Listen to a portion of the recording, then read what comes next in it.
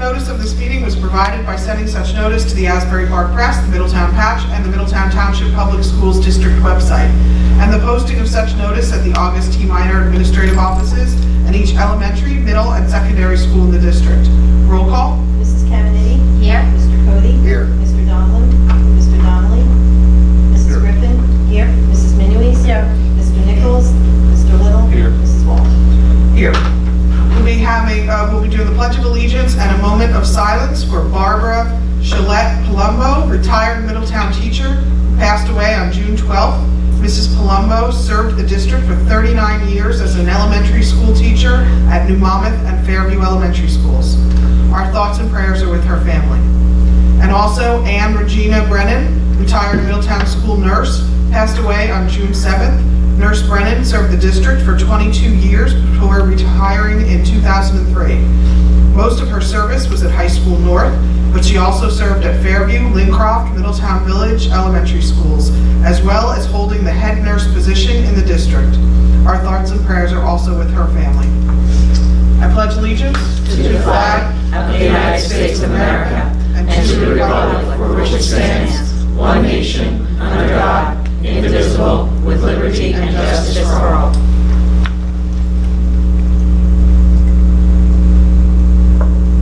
Thank you.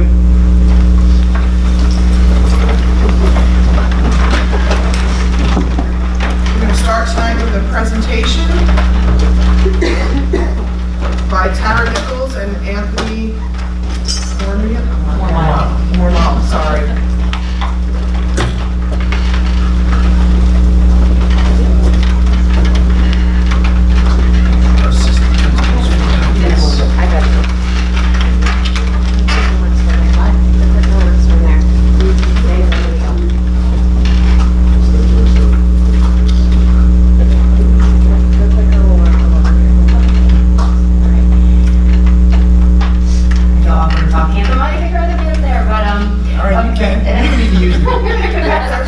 Take it with you.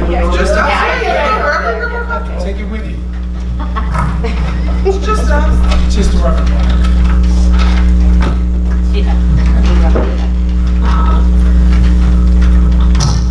That sounded really easy when you said it.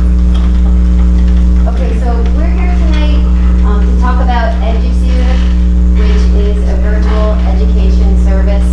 And what we are looking for is to get this program approved for summer school, for ILO, for home instruction, and for credit recovery. This program would replace what we're currently using in the district, the Plato program, which is extremely, at this point, outdated. Plato was brought to the district years ago when Austin Academy was the Twilight program for credit recovery. And we've come a long way, and there are many different opportunities now for our students to take another AP or honors course or to get involved in the community.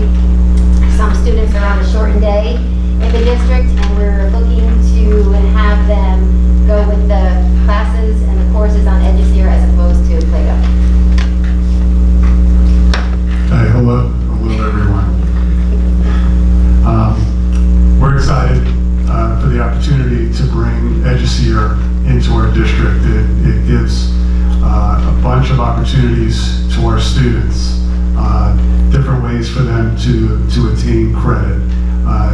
It's got an accreditation. It's very popular in Monmouth County. Tara and I did a survey of the other directors in the county of guidance, and the majority of them utilize EduSeer as a means of credit recovery for their students and home instruction. One of the best things about it is its continuous teacher support. So, as you know, blended learning is new, but it's getting more popular. These types of outfits are improving their game because they're seeing a bigger market out there. So one of the ways, let's face it, these kids are taking these courses in a lot of cases because they failed it the first time. So these are the kids that need help. So the way that they're giving them help is by giving them teacher support in there. So they're in their course, they're doing their work, they have a question, they can't find the answer, in their notes. So they hit contact teacher button, and they could chat. That middle column that you see above the words Founders Education, that's a dialogue between the teacher and the student.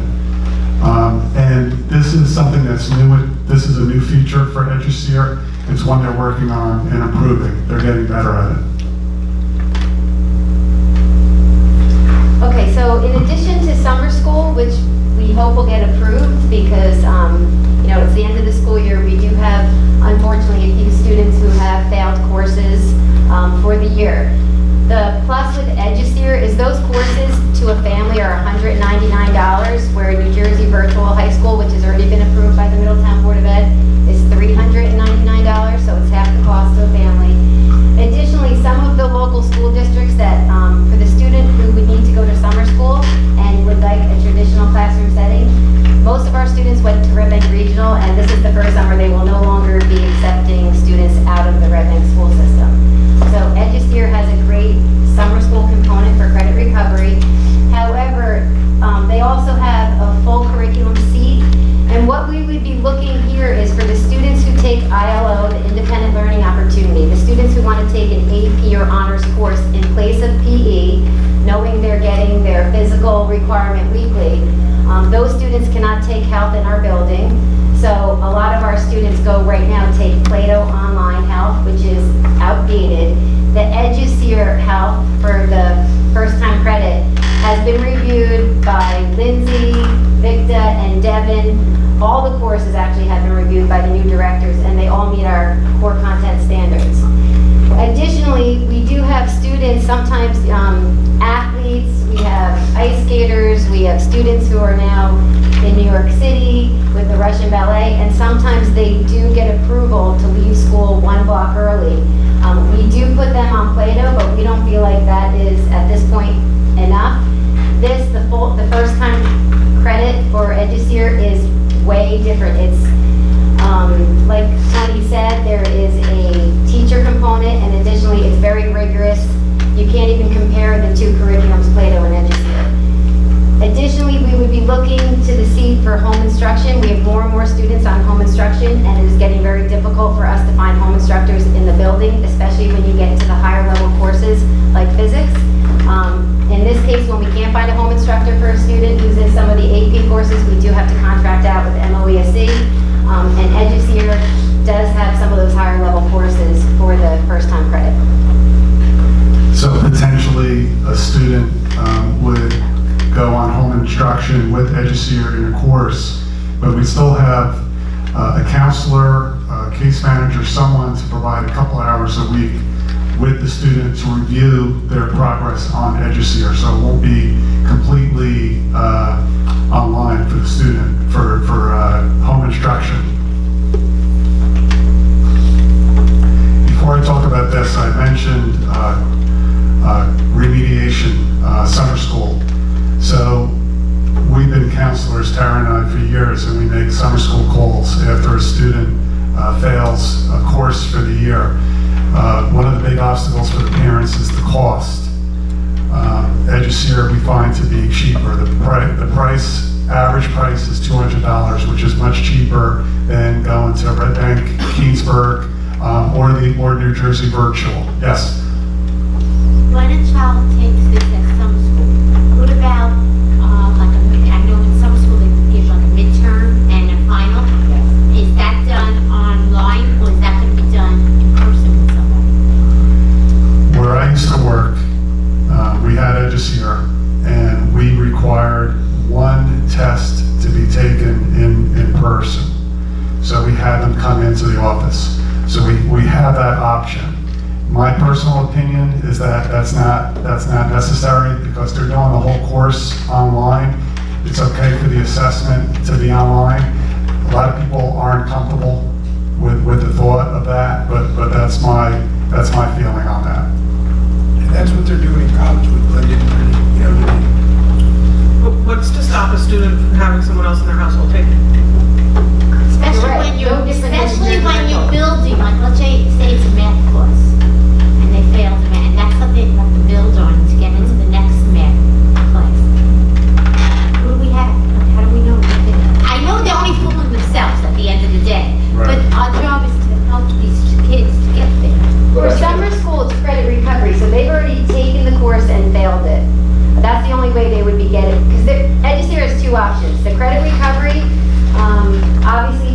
cover or go into detail as the first-time credit course. It's slimmer, like a summer school class. But New Jersey Virtual High School is the same thing. I mean, those kids go online for years here in Middletown. We would not know if it was the student or the parent. That person that you think might be taking the test, hopefully in the first place, they were helping the student get through the course so they wouldn't have failed it. But that's a valid concern. You know what? I'm concerned about the kids. That's our job here. Get the children all about. But this is just one option, right? They still have the option to do in-person summer school if they want. It's getting slimmer. Right now, it's Colbridge, Cold Snack, and Keensburg are really the only three. But Matterhorn doesn't do it anymore?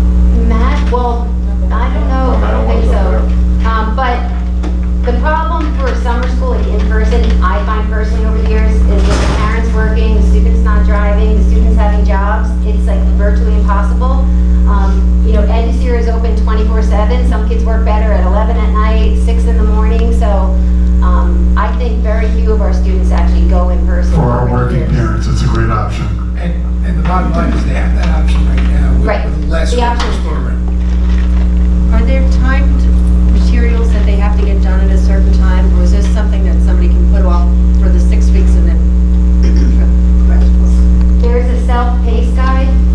The big thing with EduSeer, different than New Jersey Virtual High School, New Jersey Virtual High School has very little contact with the school. We'll get a grade at the end of August. EduSeer is very good. They contact the parent, the student, the guidance counselor, and the director weekly and give progress. And sometimes if a student, they do close. We pick the date. We want this all done by August 25th. If for some reason the student does it, EduSeer, and the student asks EduSeer to unlock the course, EduSeer will call Tony and I and say, like, this is what we're hearing, what do you think? Should we give them 5 days, 3 days, 2 days, do you want them out? So they do a great job in helping the students self-pace. They reach out to us if they don't feel like they're hitting the marks where they should. Yes. They give us 2 percentages. One is their grade, the other one is how much of the course they have done. So if it's 6 weeks in and they only have 10%, then we'll know that and we'll have the opportunity to reach out. So there's a way to judge the student's motivation while they're moving. Definitely, definitely. Yeah. Is it built in the program where you can monitor the time that the student is on the computer taking the course? In other words, like during the week, they don't just cram, say, one day, that you know that they're doing their work, say, Monday, Tuesday, every day, or do you have a record of that? Not that specific, but we do get a sense of what they're doing per week. As the week goes, we see their total for the week. I don't think it gets as specific as you're suggesting, though, to be honest. Yes. Let's talk about K through 5 versus 6 to 8. High school, I know that kids go to summer school. Children do fail. But what's happening in our district between K through 5 and 6 to 8? We have many children that have summer school. No. I'm not sure about middle school. Does anybody I know? don't. Kim, step in. K through 5 versus 6 through 8. Do we have many children that go to, it's still, I know with my kid, I didn't know, I never heard of it, but I didn't know, maybe some people do now. As 6 far through 8, as far as middle school, there's opportunities for them to do similar to. I know, but I want to know, do we have children that would need these opportunities? Yes, on the middle school. We are failing, there are middle schools. Well, I'm asking both, I want to know both. We have middle school, but not really elementary. Not K to 5. Not K to 5. But middle school, yes. Okay, I just wanted to know where we stood, thank you. Okay.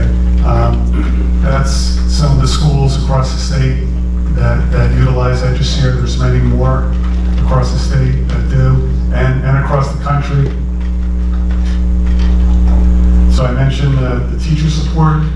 There's also a personal learning coach who's more like the counselor to answer more general questions about the course, about the entire program.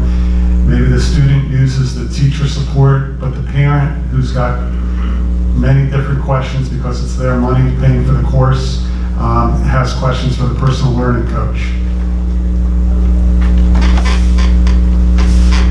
So Tyler from Eduseer put together a sample program. That's what it's going to look like on our website. It's going to have the course name, the cost, the credits, the schedule, and you notice that the course name is hyperlinked. So the student works with their counselor. They say, I have to make up this course. They click on that course, and then there's instructions on how to register for the course. The student just follows through. For our summer school students, they have until August 15th or so. What happens To to register. a family that can't afford it? What options does that student have then? That's, You know, I don't know, we'd have to think,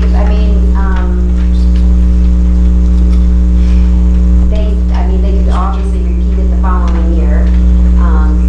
We could look, we do have guidance funds, but I have never run into that situation where a family can't afford it yet, but it's something to look into. You never know, it's No, it is. bound to come up. Agreed. It is. but the other option, like Tara said, would be for the students who take that course. They could repeat it the following year. If at all possible, that we'd like for the students to Yeah, it's take better for them to finish. the 6 to 8 weeks in the summer and get it done. Okay. How many courses are we offering? A lot and growing. They basically cover just about all of our core subjects, a lot of our elective subjects such as creative writing, and it's going to grow year to year. So they're going to get more and more. They're going to look at our course selection, thank you, and they're going to offer more. This may or may not be applicable, but I know that in the past we've had trouble scheduling the economics class. Is that one of these? Yes, oh yes, that's big, for all New Jersey, yep. Thank you. And it just talks more about the communication for Eduseer. So Tara and I are excited about it. Bob is as well for the home instruction piece of it. If the exam is an issue with the board, we would definitely take your recommendation with that. We just feel that it's a great resource for our students, and we'd like to see it implemented here at Middletown. What is I know the cost of the town, what's the cost of the district? The cost of the district is, initially, we're going to look at taking 35 seats, 1,999 each would be a cost to the district of $69,965. And how does that relate to Plato? Plato we pay right now about $25,000, but on top of it, we pay another about $15,000 to $25,000 for home instruction through the Ed Services Commission of New Jersey, as well as Monmouth Ocean Ed Services for home instruction. And we wouldn't be paying those if, No, so it's almost. a wash. Yeah. Probably about it's probably going to cost us an additional, maybe about $15,000, but it provides greater opportunities for our students at this time. Why do you have to pay if Hamilton paying for the class? Well, this is two different things. What I'm talking about is the seats for the school year for home instruction as well as independent learning opportunities. So what we're doing is by buying 35 seats, we're going to be able to use more than just 35 students. So we're going to look at possibly creating a schedule for those students that are on home instruction. They'll have the opportunity to use those 35 seats during the school day when our students are in class, and then those students that are in ILO will have the opportunity to use that program at night. Okay. Thank you. Parents pay for summer school. Thank you. That's Okay, terrific got it. idea. The children that are on home instruction, are you talking the children who are out for 2 weeks, 3 weeks a month? Or are you talking the children who are out for much more of an extended? Both. It gives us greater flexibility. So really the seat can be assigned to 8 or 10 people can use that seat. They just can't be on it at the same time. So it gives us greater flexibility to meet more student needs. And the sequence of the course will match the sequence of the course in the, And that'll be worked out with the guidance counselors. thank you. And right now, we're only going to be doing this for home instruction for high school students. So it's something we can always expand to middle school, but we want to trial first with high school and see how it goes. Is this the same amount of seats that we had in the past, or we adding any? When we used Plato was a district license. So it basically was based on the number of students that we had in district. So it was basically a tiered rate. This is more just based on $1,900 per student or per seat. But again, it's going to affect more than 35 students.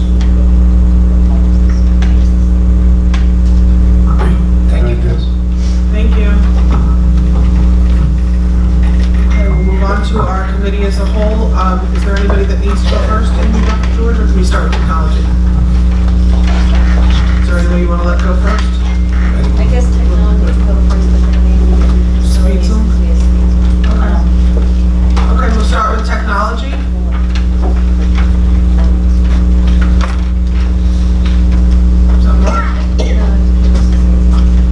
We have some teachers here, so I was hoping to be able to do that You want to do, after technology.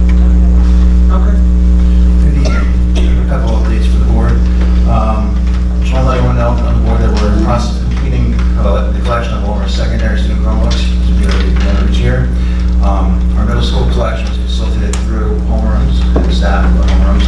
The high school collection was called out through groups of students in their free periods over the last 4 days. As of 3 p.m. today, we've collected over 98% of our middle school Chromebooks and approximately 92% of our high school Chromebooks, which we expect to get the remainder tomorrow. After that, we'll move forward to tracking the students on one by one and then possibly assessing and obviously doing fines as needed. I'd like to extend a huge thank you to the administration of all the secondary schools and their staff because they played a huge role this year. Their schedules and they made changes to make work as smoothly as possible when you're collecting such an enormous amount of Chromebooks in such a short period of time. On the agenda for approval this morning are 4 students that have been selected to be part of our MTBOE Technology Internship Program. John Severino and I interviewed 26 applicants from High School North, High School South. We have a Thompson student. We had a student from Mast. We had a student from Communications High. We even had a student from Brookdale, who's a former Middletown student. I must say I was generally impressed by the maturity level and what these students brought to the table. Each one had a different set of talents. Their interest level was amazing, and it just made a difficult decision much more difficult to narrow it down to 4. But we did. We narrowed down to 4 students that will be starting in July 10th, and the internship will run through 6 weeks of the summer. This intern will be working, like we mentioned in the last board meeting, they will be working on everything from our Chromebooks to rebuilding our cards to they'll learn how to image PCs and stuff like that. And then finally, I just want to give the board an update on our summer project list. One of the projects we have, and also on the agenda tonight, is voting for refresh of PCs. We will be refreshing PCs in almost all of our school offices, principals, secretaries, guidance, whatnot. The PCs that are there are currently 5 to 6 years old. We will be rebuilding all the Chromebook cards and most of the Chromebook cards in all of our elementary schools so that they can support the new Chromebooks that we'll be purchasing this year. We are installing interactive whiteboard projectors in many schools this summer. At this point, all of our elementaries and middle schools should be almost 100% saturated with interactive projectors. The high schools are about 80% total right now for the ones that they requested. Our district-wide infrastructure project is now underway. Equipment has been ordered. As soon as it arrives, we'll start beginning to configure and set up the equipment. The fiber runs are actually going to start the day after school gets out because we have to coordinate with maintenance and some of our other DNG projects as well as summer school and everything else. And finally, as I mentioned earlier, we're refreshing the Chromebooks. We're on a 4-year rotation now. The older, fully functioning ones that are end of life will be coming out of commission. New ones will be coming in. Those that are not at the end of life but are still in somewhat decent shape are going into our spare pool, and then we can roll them down. So this way we have spares available at all times, and the student won't have to wait even a period or 2 for a replacement. That's a lot. Any questions? I did have one, but I think you might answer part of it. What's the condition of the Chromebooks being handed back in? So far, so good. Most of them, it's been a handful of ones that have been damaged. We haven't gone through them all and refined the components that we do over the summer, but just at first glance, most of them are coming back in better shape. I attribute that to, 1, we changed the Chromebook policy last year, so now they're more responsible for it, and 2, the students are well aware that the Chromebook they hand in is the Chromebook they get back. Well, our first year, it was one of those situations where they can hand back something and it's a luck of the draw, but now they know that their Chromebook is their Chromebook through their middle school years and their high school years, so we've seen Marco. They are. They're all in the system, and they've been taking much better care of them now. Dave, when the students receive the Chromebooks next year, do they get the same Chromebook they turned in? Yes. Okay, so they're identified with the number? They are. We have a database. All the Chromebooks are scanned over the summer. we evaluate each Chromebook, and that's something interns will help us with. We actually physically touch almost 7,000 Chromebooks, turn them on, fire them up, update them as needed, prepare them as needed, and then reissue to those students. For example, when we do in middle schools, we have them in their homerooms, so they walk in first day, their Chromebooks are ready to go, issued with their student name on it. High school is a little more difficult. We try to do that prior to these years starting. But So they'll be ready to go the first day of school on Yeah. Christmas.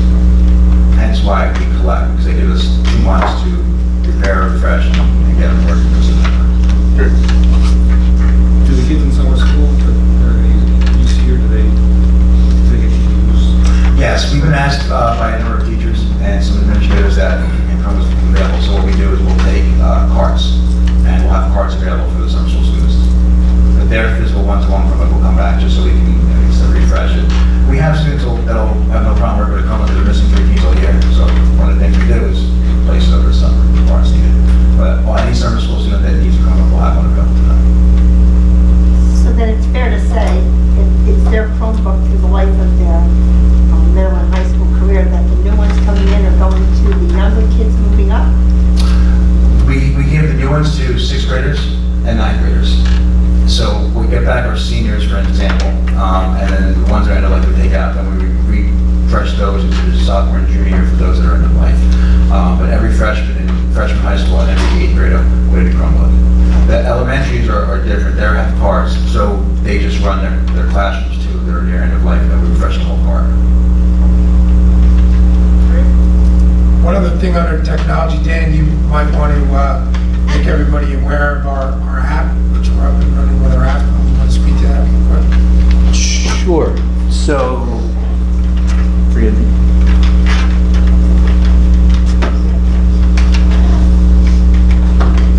If you haven't seen on social media throughout today we're actually very proud to announce the launch of our district app.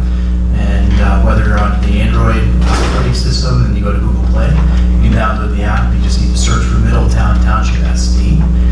Not to be easily confused by the townships, Middletown NJ, but it's in Middletown Township SD. Apple iOS also has the same exact app. It is version 1.0.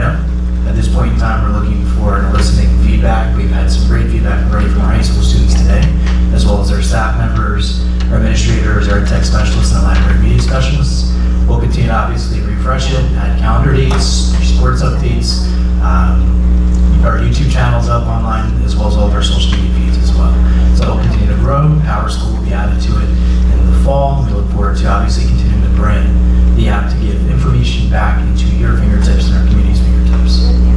So download it, be connected again, Android or iOS platform. If you have any questions, feel free to reach out to us. We'll make sure you get it. Thanks, Ed. Thank you. Okay, I think we're going to move on to Kim's presentation on ESL magnet school proposal.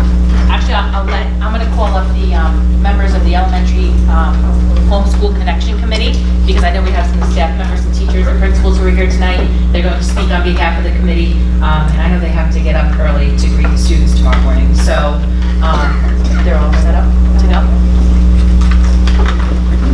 So I'd just like to personally thank all of the members of our elementary homeschool connection committee who have been working throughout the spring. And with your approval next week, we'll also be working through the summer on completing our re-investigation and revisit with our elementary report cards, as well as our elementary homework policy and regulation.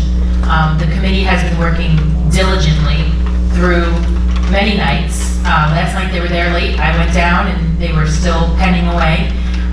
So I want to personally thank Mr. Font and Mrs. Silverstein and Mrs. Zupancic and Mrs. Wilson for coming tonight to speak on behalf of the committee members to update the board with where we're at right now in moving forward with our recommendations to the revisions to elementary homework policies and report cards. Well, good evening, everybody.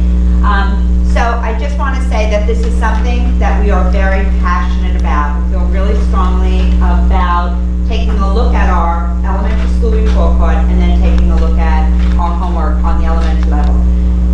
When we moved to the standard-based report card, it was, I believe, in 2008. And we were one of the first districts to start to make that move. It's now very commonplace. And our intent in that was to be able to speak to the standards and have that communication between home and school. But the reality of it was, we may have been a little overzealous because our report card came out and we had all the standards, but what was missing from it was that real vehicle for communication back and forth. And soon we started to hear from parents, there are two, there are two, there are two, there are two. And parents less and less were checking the report card, which was alarming to us. So we did feel that we needed to go back in and really take a look at it. One of the things I'd like you to know is that we did survey our school community, and the surveys were put out to how did people feel about it, and based on those surveys, that became our guiding practice. When we did the initial standard-based report card, it was always intended to be a trimester. We weren't able to make it a trimester the first year we rolled it out, and then the second year when we revised it, we were still not able to make it a trimester. But we are able to make it a trimester now, which is really how a standard-based report card should be, because you need time to develop and assess and monitor that growth to report on that growth. Anybody else want to? Good job. So in looking at moving to a trimester, we would be looking at December, March, and end of June. And again, that reason is just because on a standard-based report card, we need to have that time to monitor students' growth and progress, and to develop the instructional approaches that are going to bring them to whatever the benchmark level is. In looking at our indicators, we realized that we had so many indicators on there that spoke more to the teacher than to the parent. It was overwhelming. That's what we heard from a lot of parents. It's really hard. I just want to know, how is my child doing in reading? I just want to know, how are they doing in math? So when we went back in, we looked at the indicators, and we have now condensed the indicators to report the most important things to parents. Of course, all of our teachers are going to continue to teach to all of the standards, but what we report on is going to be what we believe will be most meaningful to the parents, and it's aligned to the New Jersey Student Learning Standards. Some of the indicators we had on the initial report card were really difficult for teachers to assess as a standalone. They were embedded in other things, and so the revised report card reflects that. And one of the things that we did in looking to revise the report card was we surveyed all teaching staff members. What indicators continue to be a struggle to you every marking period, year after year? What indicators do you find that the language is difficult when communicating with parents? And we sent that out to every elementary school to get specific feedback from teachers in K through 5, from special education teachers, and from specialists. All right. The really big change that we think parents are going to be really excited about, and that teachers are going to be really excited about, and that's going to help us to norm our grading across the district on the elementary level, is for each indicator we are coming up with a specific rubric on the trimester, so that you will know, what does that 2 in trimester 1, what does it mean? So I'll give you an example. This is not one of our examples, this is just kind of right off the top of my head to give you an example of it. In kindergarten, for the first trimester, you might be at a 3 if you can recognize 11 sight words. In the second trimester, you would need to be at where you can do that for 44 words. So in the second trimester, you might be at a 2 because now you are recognizing 30 sight words. It makes it very concrete what the progress is and where the expectation is. So we are hoping that will provide real clear communication so that parents don't feel there are 2, they're progressing, they're progressing. It really defines it, and it will help across the district with our grading because it will norm it.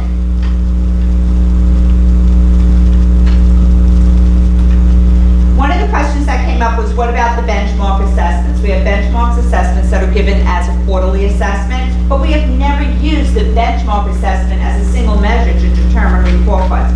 So we see the report card as a means of reporting out to parents on how your child is progressing. The benchmarks are going to continue as they always have, and they will just be part of the process, but we have never used it to make a determination of a report card grade anyway. I'm going to let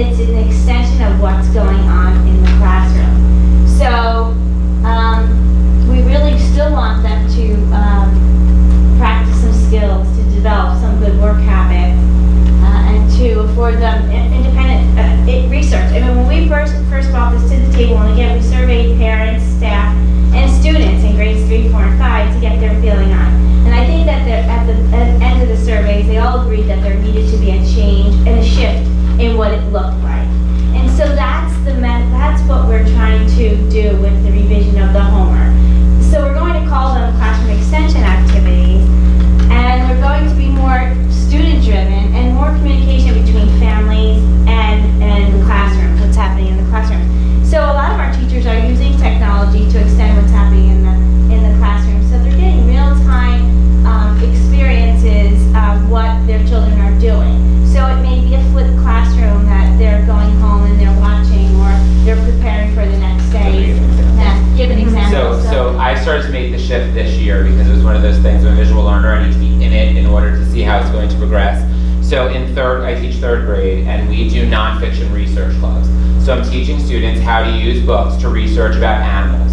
We talk about main idea, we talk about supporting detail, about following a subtopic across state text. So I used Google Classroom to launch my own digital research club using superheroes. I have a superhero-themed classroom. So we were reading about superheroes, about specific heroes, about the role of superheroes in culture, and how Captain America came during wartime. And this was something that I would post articles or selections of books in my Google Classroom. The kids would read them, they would do their main idea, their supporting details, they would grow questions about it, they would post their responses. We used a flip version of Seesaw, which is an app that lets you create a digital journal for them to take pictures of their notebooks and upload those. And we did a digital research club, not connected to the exact topic that we were doing in our classroom, but it allowed us to then apply those skills for them to learn about something, for lack of a better phrase, that might be more interesting or more engaging than what we were doing as far as our topics in the classroom. The work that came out of this, and this is what I had shared with the committee, was really unbelievable. It was first so much more than anything I had assigned in homework ever, and I had a history of teaching 4th and 5th grade. The work they were coming up with, because they were interested in the topics, motivated, and I had already taught the skills necessary. We wound up with Google Slides presentations about different types of animals. We wound up with presentations on the role of a hero during times of crisis, and I'm talking about 8 and 9-year-olds in 3rd grade, and it was not anything that I said, this is where this digital research club must go. I said, here's an article, it's kind of interesting, apply your skills while reading it. Here's another one that's kind of interesting, apply your skills while reading it. And eventually the kids were coming in with, can I make a slideshow to teach the class about Iron Man during lunch? You most certainly can, provided you're using the skills that we use in Reading Workshop. And it really was unbelievable.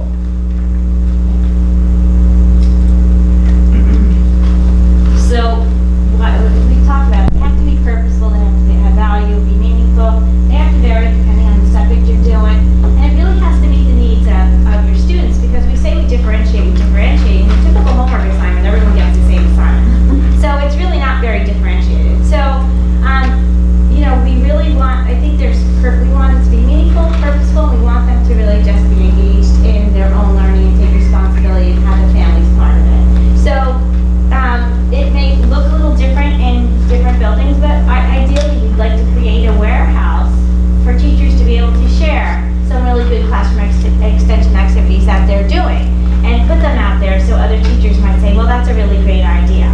So instead of having your sight words where on Monday you're writing a 5-time teach and on Tuesday you're writing sentences and then you're doing rainbow words and then you're putting them in ABC order, those become such mundane kind of tasks. And you have parents say, just write this sentence. And if you've done homework at home with your student, they're not really getting anything out of it except. So you might send home sight word activities, a calendar of sight word activities, or activities for parents to do, play scavenger hunt, memory, games. So kids are excited. Teach your parents how to play Sparkle or your family members with sight words. So teachers are giving students options of how they're going to be exposed to those sight words and take ownership of it. So I think that, I just think we do have to shift where we are at, and I think overall in the surveys they kind of agreed with that shift as well. When we had looked at our standing homework policy, there was a section for parent responsibilities. So we also tied that into the parent responsibilities for this new look at homework. You can see what it would, but we're especially hoping for that one to generate excitement, foster student independence, and provide materials to complete the classroom homework extensions. That's really what we're looking to do to bring that excitement and joy of learning into the house instead of like, do you have homework tonight? When are you going to do it? Or get up early and you'll do it tomorrow morning before you go to school. So moving forward, the next steps, on our June 6th staff PD day, all of the members of the committee presented a similar presentation to all of the elementary teachers and staff members. We got additional feedback at that time. We are looking to introduce new language, new policy and regulations to you at the July Board of Education meeting regarding elementary report cards and grading, as well as homework for elementary students. In this summer, on the voting agenda, there will be a request for approval from you to extend the hours of the committee throughout the summer so they can complete drafting those companion rubrics to the report cards, which really will serve as learning progressions. And as Mrs. Apancic mentioned, those are the real critical new pieces that both teachers and parents, I think, will answer the concerns we've been hearing over the last couple of years regarding the standards-based report cards. We will look to introduce the classroom extensions to parents at our back-to-school nights. And in the fall, the principals and members of the committee will present the revised report cards and those companion rubrics to our parents at a fall PFA or PTA meeting. And then throughout next year, we would provide ongoing staff professional development, resources, and support for teachers in utilizing the classroom extensions in lieu of traditional homework activities. And as Mrs. Wilson already mentioned, one of the biggest steps in that will be creating that resource vault or warehouse where teachers from all across the district will be able to add ideas for others to share and utilize. These rubrics, some of the comments from parents or some of the areas where commentary from the teacher, like you're talking about the narrative. Do you feel like these rubrics will answer some of those narrative questions? Like sometimes some teachers are a little bit more, my kids are in elementary school, a little bit more writing, some teachers, some are a little bit less. Will there be more room for sort of narrative? Because even with the rubrics, sometimes it's kind of hard for non-educated to follow. Yeah, there will still be a place for teachers to put the comments. Right. But the rubrics will really break down the learning progression, the expectation. So like, I go do ahead. think that one of the things that's really important to recognize is that the language of the report card and rubric has changed. So we took it from particularly written by teachers for teachers and only comprehended by teachers to making that language written for the general public in hopes that, because we had heard, as a teacher at back to school night, I didn't look because I'm not sure what you're looking for here. Just tell me how they're doing. Number. Exactly. Right. So for example, an indicator in an upper grade that read about the analysis and comparison of now is able to compare and contrast characters and themes. And then that rubric will give the breakdown of, okay, if you received a 2, these are the pieces that you are able to do. So maybe you've got the theme but no supporting details. If you received a 3, it will say, at this point, child is able to identify theme, provide supporting details. And then to move beyond that, it may eventually be identify theme, provide supporting details, and speak to the theme as, as it connects to the world. So in that very friendly language, because for years we had heard, that it really doesn't mean much to parents. And then on the teacher end, I'm like, it doesn't mean much to you. I spent like hours and hours agonizing. So it's frustrating on both ends. I have a question. First, I want to commend you because this has been a passion of mine for so long that we tackled this, and I'm so disappointed that my son is graduating grammar school this year. But really, I'm so glad the administration and you as a committee made this a priority because I think this was a real issue for parents.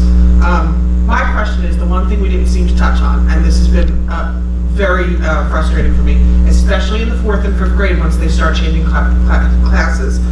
Are we making it a requirement that teachers write 2 sentences under the comments about each child? I mean, I can show you some of my kids' report cards where they went years without a comment.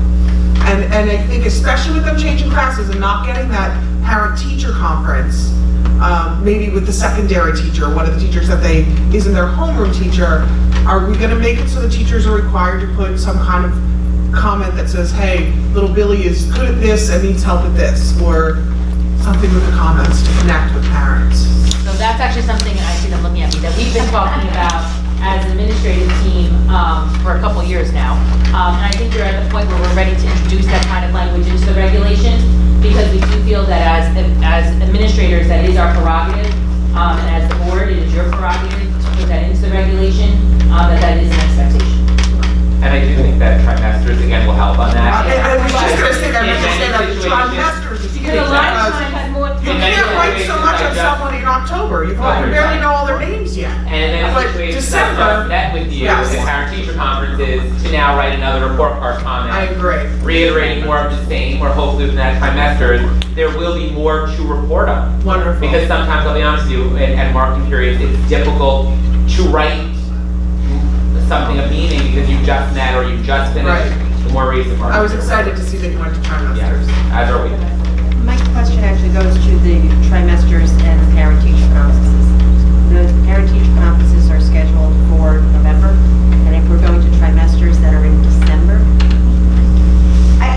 I personally don't. We spoke think about that's a that. conflict, because a Yeah. parent-teacher conference is for the parent to come in, to meet with the teacher, how things going. I actually see it as a plus, because before the report card is issued, we have had a chance to meet all about Concerns. And then Give the it time to conference catch doesn't up, I come, agree. the conference doesn't become controlled by the report card. You know, it doesn't become, like, the report card doesn't become the focus of your whole 15 minutes or so with the teacher. So it gives the chance for the teachers, as Mrs. DePancy just said, to already address concerns, problems, like, I need more help with you with this is where they're struggling, before the report card. It gives you a few weeks to actually recoup a little bit and pick up some steam and make some corrections. And I do think that's where that narrative comes in again, because now when I'm writing my first trimester, I'm writing to, the goals that we spoke about at parent-teacher conferences, here's where we are in achieving those goals. So we'll have spoken first, and then there'll be that written reflection on where we gone since we've had that face-to-face communication. It gives the parent a chance to jump in and help out, do their part, help out improve what the kids are not catching on. And the rubric will be For the especially grade. helpful. Like, the rubric will definitely clarify all those. Yeah, like, what's a 2? He's a 2, well, and we're a 2 all year. So the rubrics are really fabulous. Karen and I went to a really great workshop this year on standard-based report card, and the rubric was like, why didn't we think of that? And why would we give a rubric for every indicator report card? It's just so smart. And the committee that we're working with right now are some of the finest, brightest staff members we have, and it has been so exciting to work, because you don't often get to work with people outside unless you're on a committee like this. And the insights that they're bringing to it, we're really excited about that. And I think the report card will definitely just make the communication, and parents will know exactly, they only know 10 sight words at this point of the year, and they've been exposed to 20. So, it's just going to be that much more specific, I think. One thing I want to bring up on that, and I'm glad that we are tackling this situation, but how are you going to, and I heard you say you're going to educate the parents on the benchmarks throughout the quarterly periods of the report card. How are you going to educate the parents on that benchmark? Is it going to be through a parent portal or? No, what we were saying with the benchmarks was, because that was a question that had come up, but that the benchmark assessments now have never played a role in determining report card grades. The benchmarks are given in order to determine the student's progress and to guide instruction. That's the role of the benchmark assessment. So it's never been something that has been, you have to give it because we need that as part of your report card assessment. That's never been the function of a benchmark. Not at the elementary. So the benchmarks will continue as they are already scheduled to continue, because it really is to guide the instruction and to see how much the student has mastered and internalized and what still needs to be worked on. So extensions, is that going to be in addition? You mentioned the workbooks where you can write the words, sentences, whatever.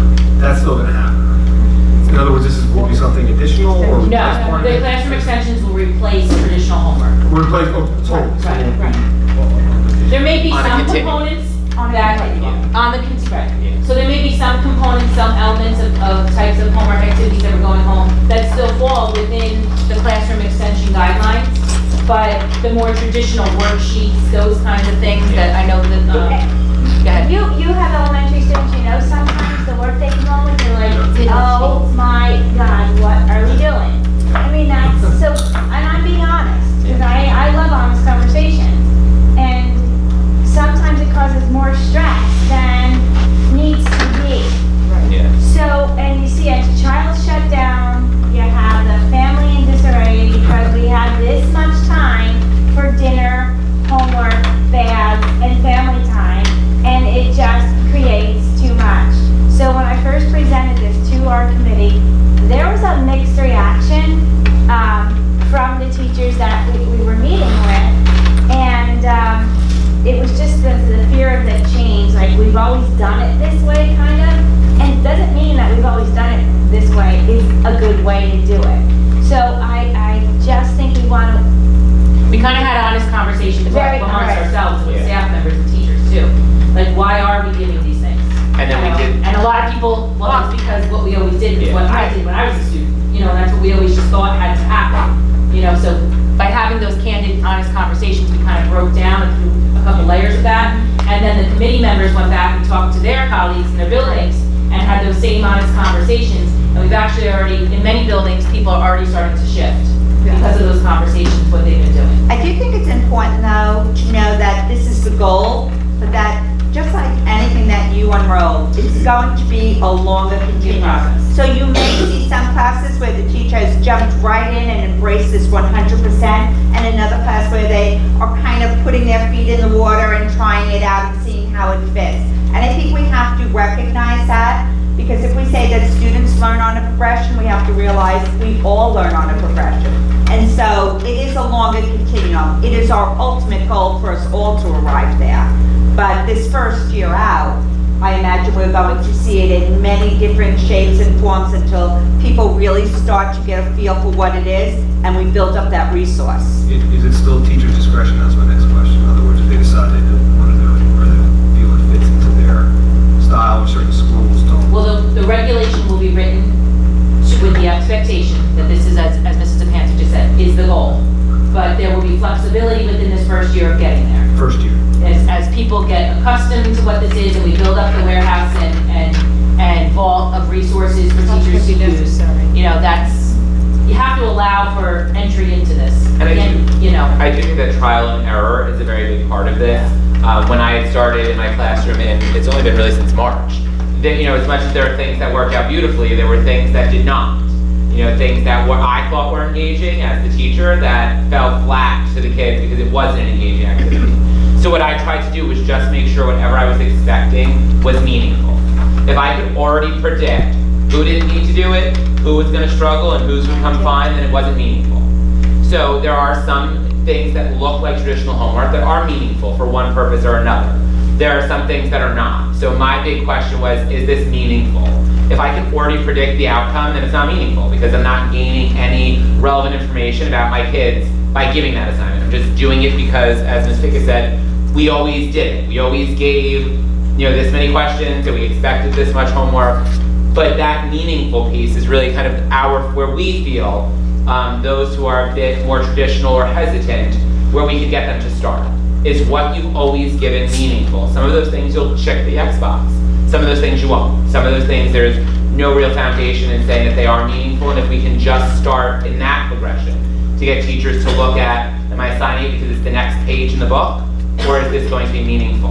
And that, I think, is really the beginning of the continuum. And I think, Mr. Little, to your point, the ongoing professional development, the last bullet, is what's really going to achieve the goal. So when we unroll this, and we talked about this with the staff in September, once it's finalized and approved by you, the new regulation, the ongoing professional development by the principals and by the committee members and other teachers in the buildings to build up the capacity of all teachers to understand, to Mr. Fahn's point, what the expectation is and how to achieve it. That's what I think the year-long process of rolling it out, you know, will accomplish. One of the other points I think with parents were amounts of homework. Yep. So it feels like you have to do this much. When you say meaningful, does that mean if there's maybe not a meaningful reinforcement exercise that there just won't be homework for that subject? I think that there are certain classroom extensions that are non-negotiable. In order to grow as a reader, you need to read. So there's an expectation to read every night. I think that Dreambox is a very valuable resource as well. So there are other things that can happen on a continued basis that are not necessarily, here's your paper for today, bring that in tomorrow. You know, Dreambox, we look at it different ways. Parent feedback has really been the positives of those things, that if you can't fit it in on Tuesday, you're not sending a stressed out third grader to school having not done their homework. You can make up that time on Wednesday, or read most nights of the week. So I think that that's a big component of, there'll always be something that someone can do to extend their learning. Will there always be like the nightly assignment? In my head, I say no, because not every day can be meaningful, but every day you can read, every day you can do Dreambox. We have typing club, we have student bloggers, there's so many things that they can do. I see it as kind of a pool. Here's the things that you can work on every night, and then these are additional things that are meaningful, tie into what we're learning in the classroom, and hopefully are engaging. Is there a reason why we're not offering summer professional development so people can start the year off running? Well, the committee is still working through the summer. So we had hoped to be, our goal was to be done tonight and be introducing. It was but ambitious. It was an ambitious goal. And the committee worked as hard as they could, and they've utilized all their hours that we originally approved them for to get us to this point. And we realized we just need a little bit more time. We want to do it right, to be honest with you. We got back a lot of survey data. It took us a while to kind of pour through all the survey input, the responses we got from parents and students and teachers to really take that into consideration. So, yeah, we kind of fell short of our goal, we're admitting, of having it. No, it's all right. I just thought, if there was workshops offered over the summer, people might take advantage and be able to start the year off. Those that are interested. Well, that's why It's almost like you have to start with the shift in their mindset. Yeah. So kind of like easing into it. And that's why we use June 6th to start talking about it. Right. So like we set the table, so they know it's coming, they've been able to give us input and feedback on it, even after June 6th, so that when we come back in September, it's gonna be like, all right, you knew it was coming, you were preparing, this is what we gave you the heads up on, now we're ready to roll. And I do have to say, on the June 6th day, besides presenting at my home school, I did go to another school to present there as well. And since then, there have been email conversations back and forth between teachers. So as Ms. Wilson said, that process of like kind of getting it pictured in your head first has already begun. And I also think this is where the Twitter people really do benefit as well. Any third grade teacher in Middletown is someone I follow on my Twitter feed, because I want to see what great things they're doing that I can incorporate in my classroom. And the beautiful thing about that is, because I'm following people within my own district, within my own curriculum, if I see something great, last name, first name at Middletown K-12, can you explain to me what's going on here? So I think that process has already started, at least in thinking about it and kind of redesigning what your plan is for September. Of course, that will always change once your students arrive, because the plan that we create in our head is obviously built on this year's students, and then next year's students arrive. We do want it to be based on the needs of the kids. And thank you, Mr. Olson, for reminding me. I'm sorry. I'm sorry, did I miss a question? Just to kind of build off of that as well. All of our new educators, so all of our new teachers will be attending our new Educator Academy at the end of August. So we'll be prepping them and giving them professional development at that point. And then at Ed Camp Jersey Shore, which all of our staff members are able to sign up and register for on August 24th at Monmouth University, we can run a session to start advanced professional development at that point. You had a question? Yeah, I have a question. After, implementing it eventually in the future, are you looking at piloting a few schools, or for every school to start out with the changes? We actually started a pilot this year. Okay. So Ocean Avenue was our test pilot this year on classroom extensions. We have feedback from those staff members, from those parents. Actually, we're trying to do some testimonials to use in our, rollout in September, but we did use the Ocean Avenue staff and parents and students as a pilot this year. Yeah. I think Mrs. Wilson reported that out at PIC meetings. It's been transformational to the point where students that are doing those project-based learning activities, they're doing them in the classroom. So these kids are working really hard, and when they display those, a third grader did it. If you send something home, they look fabulous when they come in, and who did that? And Michael's has made $75 on each project. The difference has been unbelievable. And just in supporting students and having them be available to learn, because that stress has kind of been taken away, has just been incredible. Like, it really has just been unbelievable. But yeah, the projects that I look at the hall, like, that is. Those are kid projects. The room's a mess, the projects are fabulous, and the kids worked on it, and it is their own work. Good. And I walked in the other day, and my teacher had this fabulous hat with this little bird. I go, what are you doing? She goes, oh, it's my daughter's New Jersey project. I go, and what are you doing it for? Because we couldn't have time to put it together. I go, like, that's just great. She goes, I know, I'm really having a problem with it. I go, anyway, so it's been just a really, it took a while, it took a few years in the making to happen at us now. I had some resistors, but they lived it and they are loving it. So, I have a question. It seems like in elementary school, kids are gonna be doing basically homework part of it, the stuff that we used to do at home in the classroom. a lot of it is. And at home, they're not gonna even realize it, but they're gonna be doing like the research that you were saying, the reading. It might even be more work at home that they were doing before. Yeah, it certainly Even can though be. they think that they're They don't doing realize. more Right, work exactly. now, but they really Right. might be doing more. Yeah. Because they're getting ready for the next day, they wanna get their Yeah, hands in it. yes. What happens when we get to middle school? So all of this is, Mrs. Mrs. Pants loves this question. Would you like Because to doesn't take everything change again in Well, I'll let Mrs. Pansy reply, and then I'll take it from there to the next step. So, this is my response to that. Elementary school is elementary school within and of itself. Every grade is not in preparation. Every grade is its own grade with its own unique thing. And if we do our job really well, they will be prepared for whatever follows naturally. Once they move on to middle school, it's a very different place. It's a very different environment. If we do our job in the elementary school by what is right developmentally, appropriate practices for the elementary age child, they will be fine. They will be fine. It cannot be that we are constantly preparing them for middle school. If we do our job well, they will be prepared for middle school, and they will be prepared for the challenges of middle school. Kids sit still and listen to lectures in 6th grade? So That's what I'm afraid of. that's not How where- that is moving. Right, 6th grade is. Yeah, that's not- Okay, I'm asking, I don't Yeah. know. I know, That's not- I don't see that. Yeah, that's not a traditional practice, a best practice in our middle schools. Good.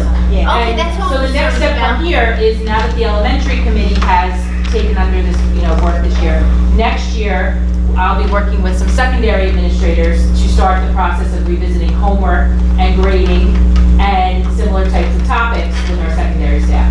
And then that committee will be charged with doing the same work that the elementary committee just did, which is surveying parents and students and teachers at the secondary level to come to you with recommendations that are appropriate for changes to homework and grading and reporting of students' progress for secondary students. So that'll be next year's work. And next year, just a heads up, if you think I was bad about the comments this year, wait till you get to middle school. Because we don't get parent-teacher conferences in middle school. That's where the comments are gonna be really important for me We anyway. look forward to your feedback. Sorry. Just give me that time. We'll be planning conferences. Mrs. Pincus, do you see the district moving to trimesters down the road, or is that just solely for the elementary? I haven't even thought that far in advance personally. I don't know if we even really discussed that amongst ourselves. I don't think we have yet. Yeah. It came out as in our research of best practice for elementary standards-based reporting.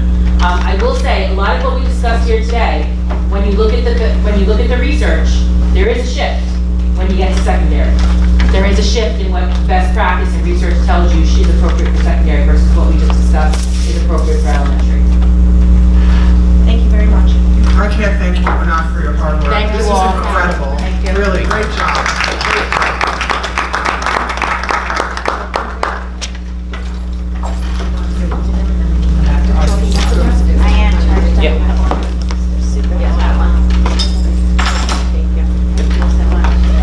So Kim, we're gonna stay with your presentation?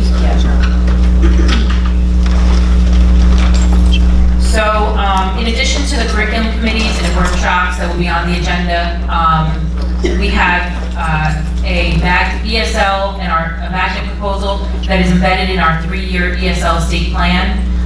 There's a resolution that on the voting agenda regarding that ESL state plan and the magnet proposal that goes with it. So Mrs. O'Hagan is here to discuss the ESL magnet proposal and 3-year state plan with Ms. Shaw. Thank you. Good evening, everybody.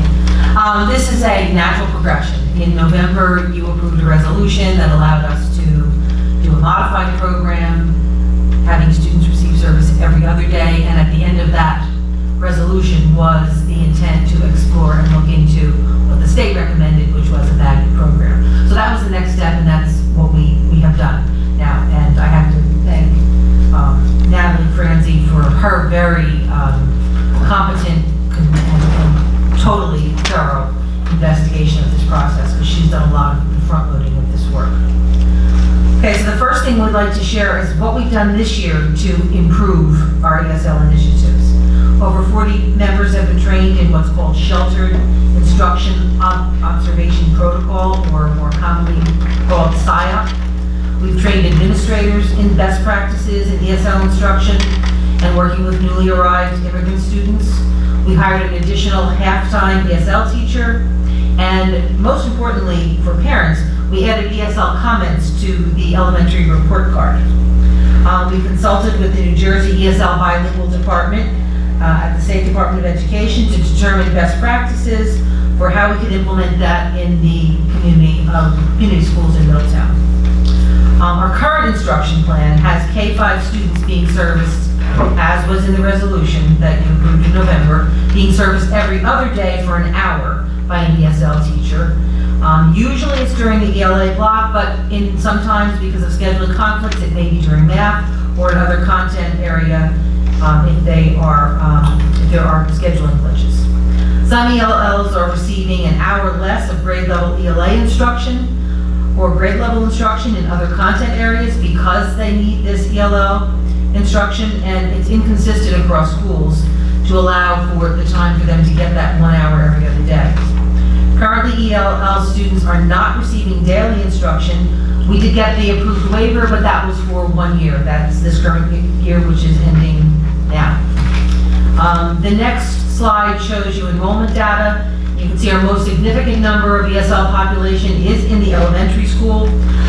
Part of that is because as we work with these students and work on their English language acquisition skills, they take an exam called the WIDA exam, and if they get a certain score and show proficiency, they are then moved out of the program and continue with regular education.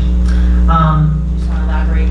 The blue bar represents our elementary enrollment for the 14-15 school year. 15-16 school year. I'm really trying to. That's okay. Yeah. And the gold is our current, this year's enrollment. So you can see we have a spike this year. Yeah. Now the green is the projected enrollment right now, but that does not take into account any new registrations that we know we will receive over the summer. Right. I was telling Mrs. Pekas today. Top number 60. Top number Yes, 60. yes. It's like an equation with so many variables that just have not been filled in yet.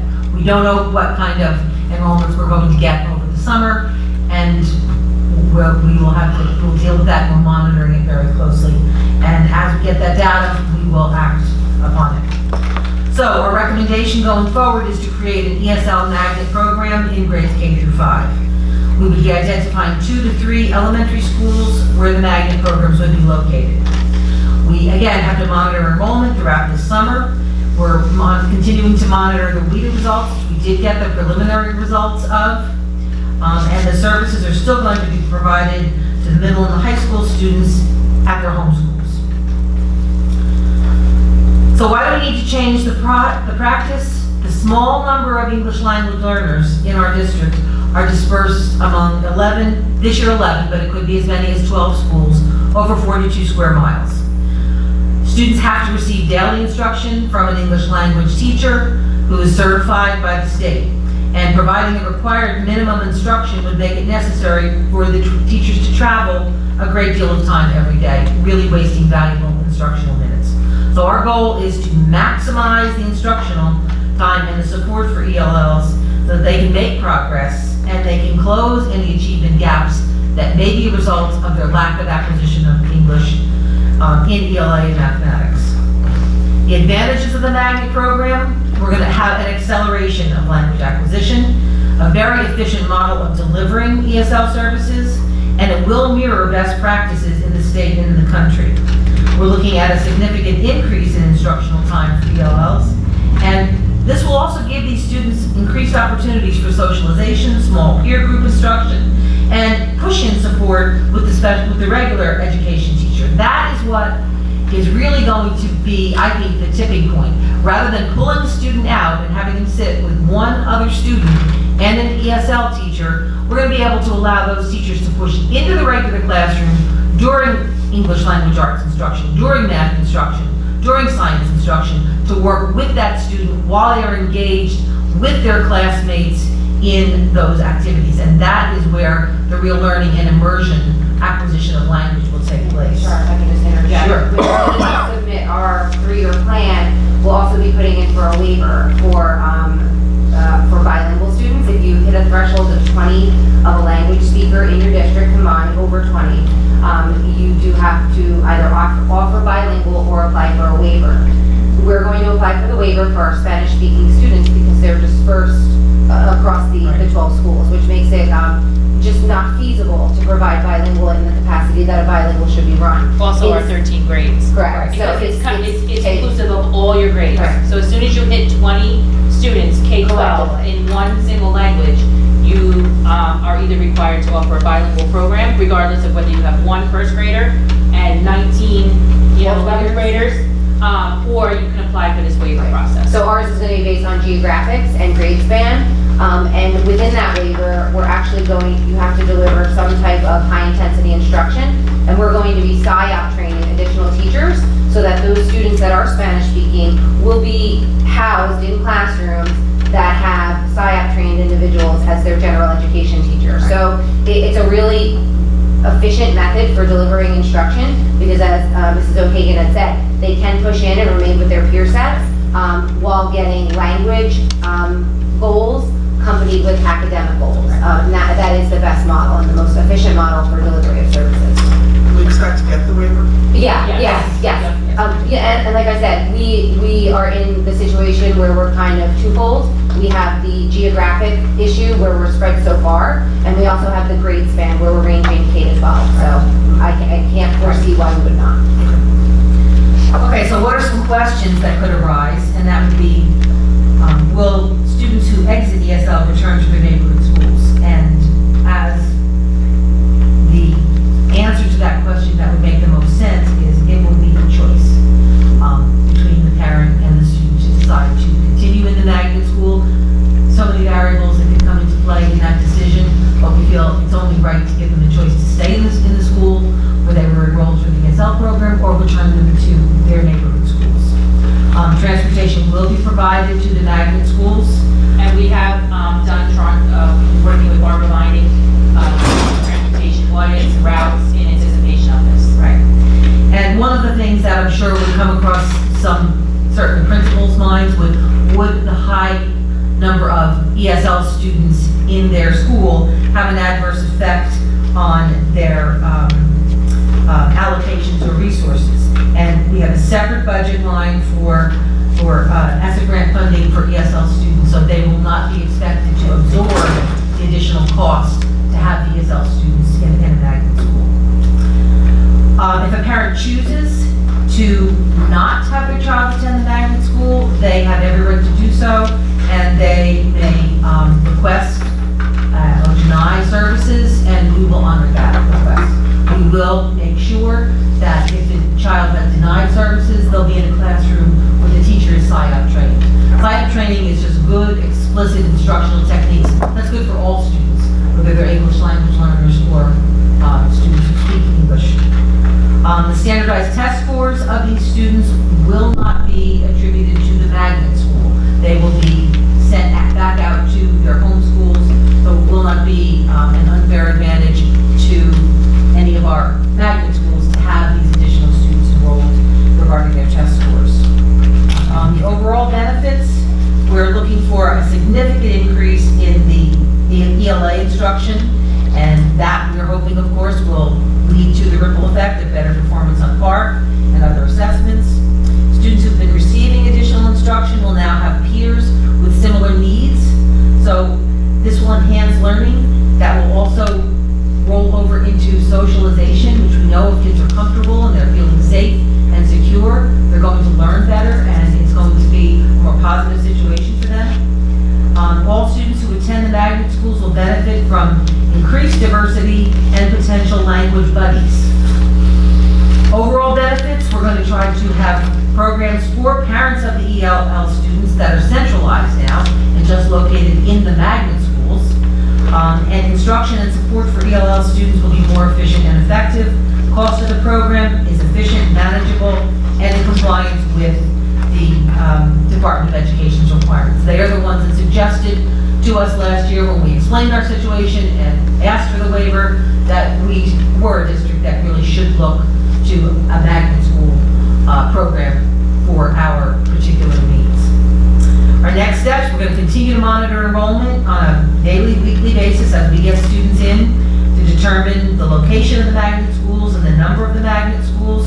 We're going to try to have the identification of those schools early in August and send the letters out to the ELL families by mid-August. We're planning for in-services for the staff in magnet schools.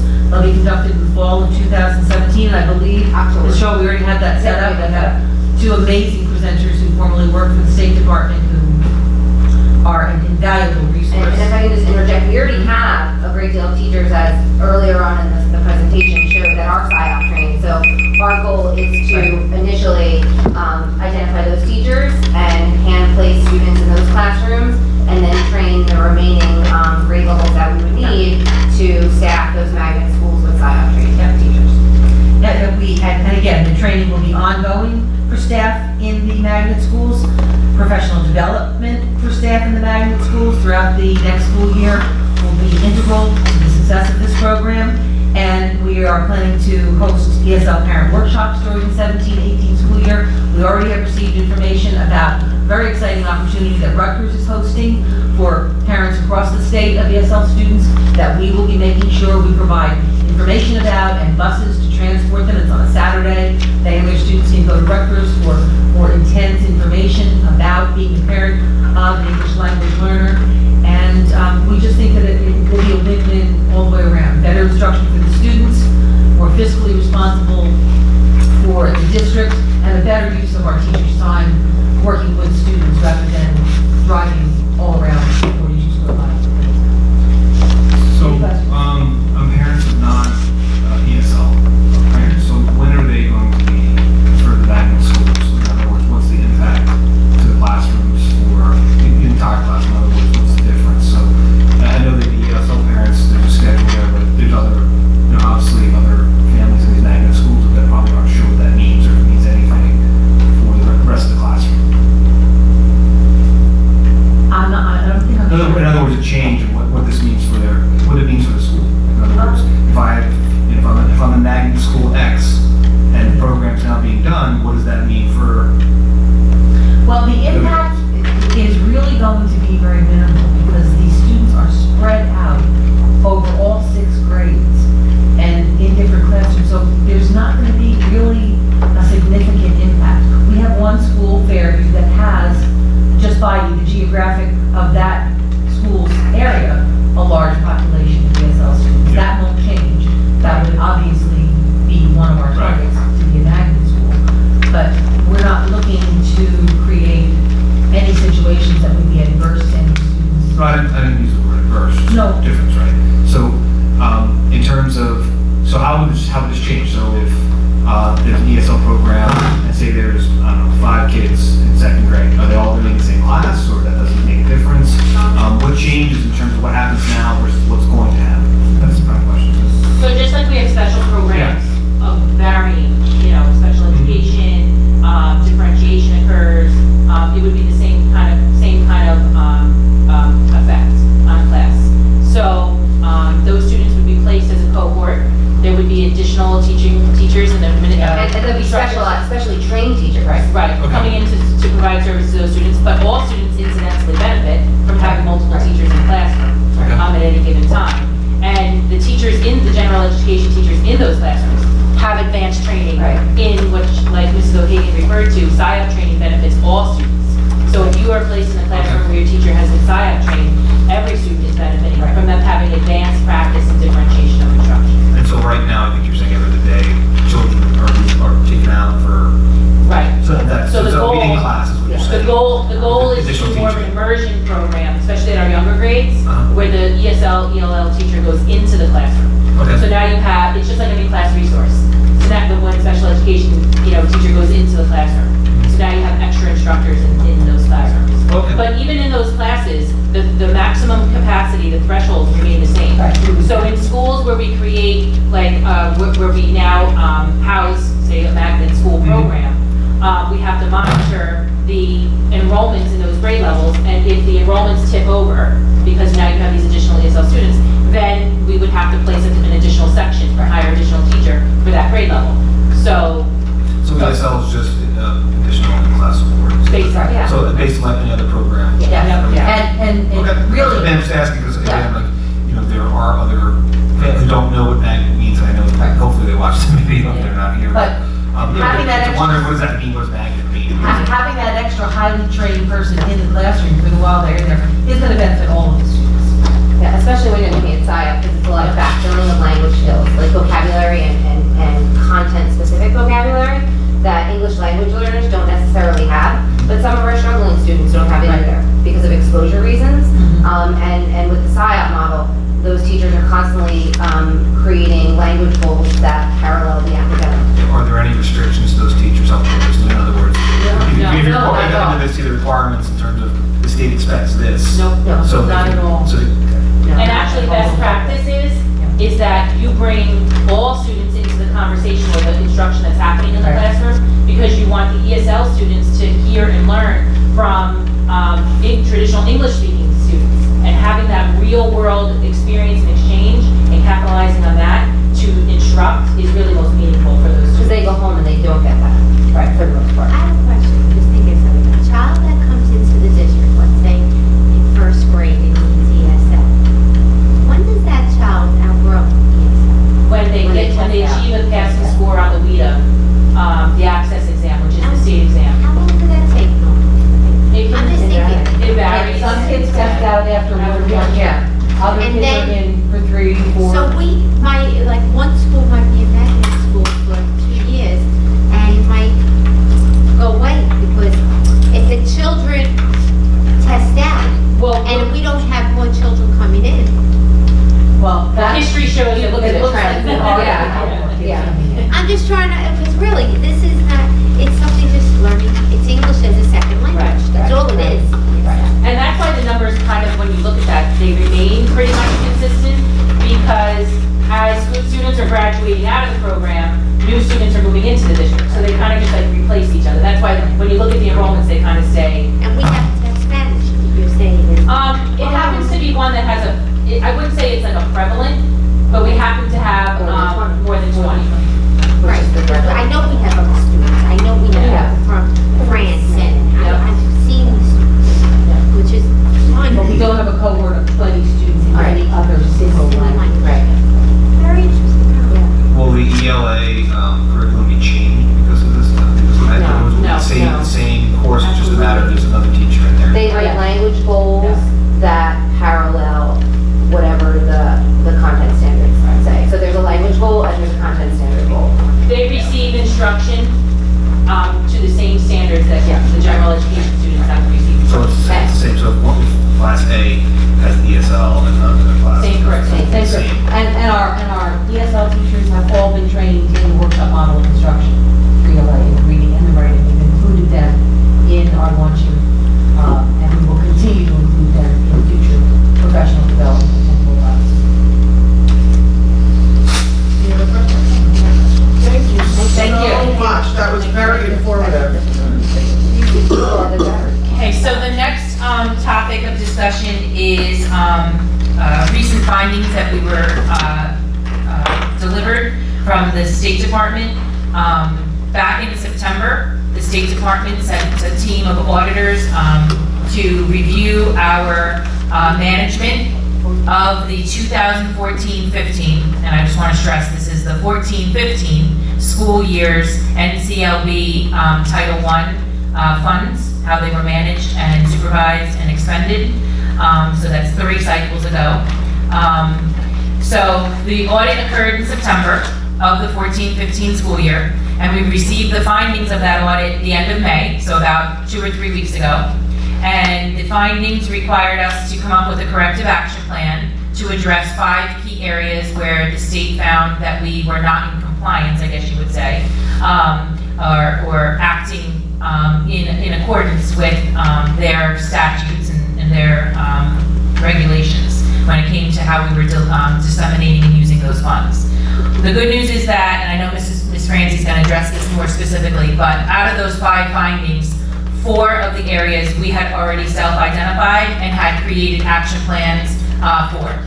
So before the auditors even came back to us, we had already identified that we needed to create new procedures, do more intensive training with our administrative team to ensure that we were in compliance.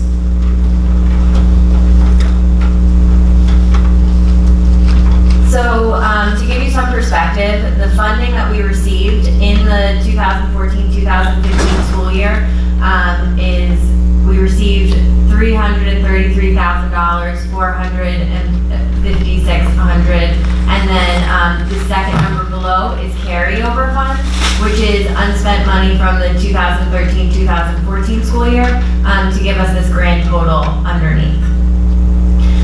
So what the finding said is we owed a total of $36,934.69. But the district actually had already self-reported and reimbursed $7,547.75 of this number. So we only owe $29,386.94. So the first recommendation that was made was to have better procedures accounting for expenditures. And what we already did is for expenditures like gift cards, where the purchase orders don't explicitly say what was purchased, we require the principals to keep an itemized spreadsheet and give rationales of what they purchased. So that's already in place, and we're recording those types of purchases. The second recommendation was to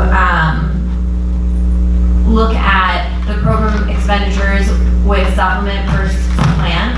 And in October, I met with all the principals and went over the procedures of what a targeted assistance program is for school-wide, because all of our schools receive targeted assistance programs, which means they really focus on intervention, and we can't make purchases that are for the whole school. So trainings were put in place for principals to really understand those procedures going forward, and we created guidelines, which they have, and as we are going forward with our consultations for this upcoming grant cycle, these guidelines are being reviewed with them as well. The third recommendation was to utilize account expenditures, so meeting with the district accountant and determine if the purchase orders are being paid out or not. So we already have established guidelines, and I've begun meeting with the accountant to look at the expenditures and whether we are spending them or if we need to cancel those POs and return the funds.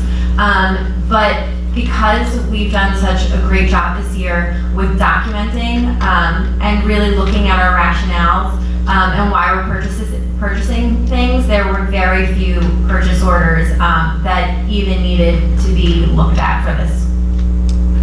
The fourth recommendation was the one that we did not have in place, but we've already taken measures. And this was our documentation of and procedures for our non-public schools when we have one of their employees providing like an intervention program after school. The new procedures, we have to contract them out like a consultant and pay them directly. So when we already met with the non-public schools for their consultations, we let them know about this procedure, and so they know coming in the fall if they're going to be running some type of after-school program that we'll have to directly hire their staff member and pay them. So these procedures are already set in place, and the non-public schools are well aware. And then the last procedure was just with time activity sheets for our employees who are being paid by the grant. Previously, we were only having them do these sheets, I think twice a year. Yeah, right, it was only twice a year, or so from the beginning of the school year, the specialists have, the reading development teachers and math specialists, since they're paid by the grant, are submitting these reports monthly. So these reports are filed and already in place. So in summation, this audit really helps us to look at our procedures and ensure that we are administering the grant correctly. 4 out of the 5 findings of the audit have already been put into place. And the last one, we've already taken the steps to make sure that we're in compliance. And as part of the findings, we have to submit a corrective action plan, which we've provided you in the folder, the copy that we'll be submitting to the state, as well as a resolution that needs to go with the corrective action plan. So we're in line with the steps that we need to take to be in compliance. Thank you. Thank you so much. Any questions? Yeah. So they came back to us now for 14 and 15. Yes. Are they gonna come back in order 15 and 16? 'Cause, I mean, it just seems weird they can keep coming back and taking money from us. So my experience with that, and I've talked to Ms. Gallagher about this, is typically they don't come back, you know, in repeat years, but we never know. I mean, they inform us when they're going to come and perform the audits. There's no schedule. Like, to your point, like they don't say like, oh, this is gonna be every 3 years, or every 5 years, or every. That was for this grant. We have other grants out there that we utilize. Could they come and look at any of our other grants and get this nitpicky and look at them? I understand, yes, correct. All whatever they want to Let's put it this way. How often have they come? Well, they did this audit a few years ago. They did a consolidated audit. They looked at all of our federal funds. That was 2 years ago. Did they take anything then? It was 2 or 3. I think know that I was up to I 10. thought we got the results maybe 2 years ago. They might have been very, but that was nothing. Did they take any money? No. That, it needs to go by pass. We don't know what you Can't predict. So I can tell you with our procedures this year, we have really heightened the way that we're documenting everything we spend from Title I, Title II, Title III. We're really requiring all rationales. So if you ever want to stop at central office and take a look at the files, we have rationales with every single purchase order that's been made. Our documentation is really thorough to the point where some of the schools have even provided pictures of the events that they've had that are funded by Title I funds. It just seems that sometimes, even though you're documenting, they change the rules. Midway through. It's not about how we're doing things. It's Yeah, about how they it's not- just come in and take our money. Right. The seniors have asked us prologue, and they're going to be,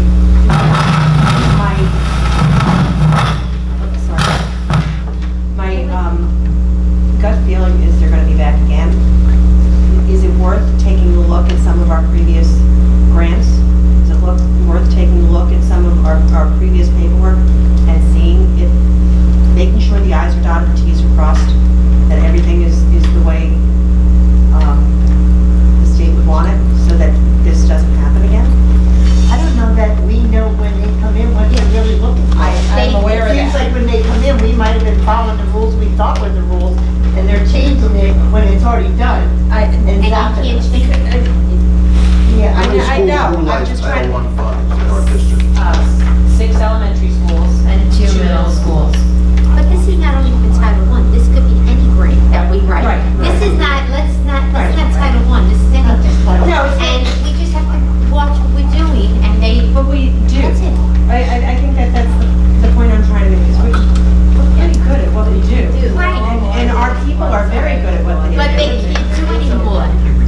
You can't do it. Okay, I mean, you can even see in these findings, we had already sent back $7,000 of what they had found. So we're constantly doing internal audits. Right. It's just part of doing business. It's just paying back the money that we used, so there's not any punitive. There's no fines. So in other words, if we go back and self-identify versus not self-identify, they're not gonna charge, they're not gonna have punitive damages and say, well, you didn't self, so in other words, if they do come back, even if we go back down and find stuff, we would send back the money, or if they come, then we send back the money, but there's not any additional charge or interest charge or anything like that. No fines, no So, interest yeah. assessed.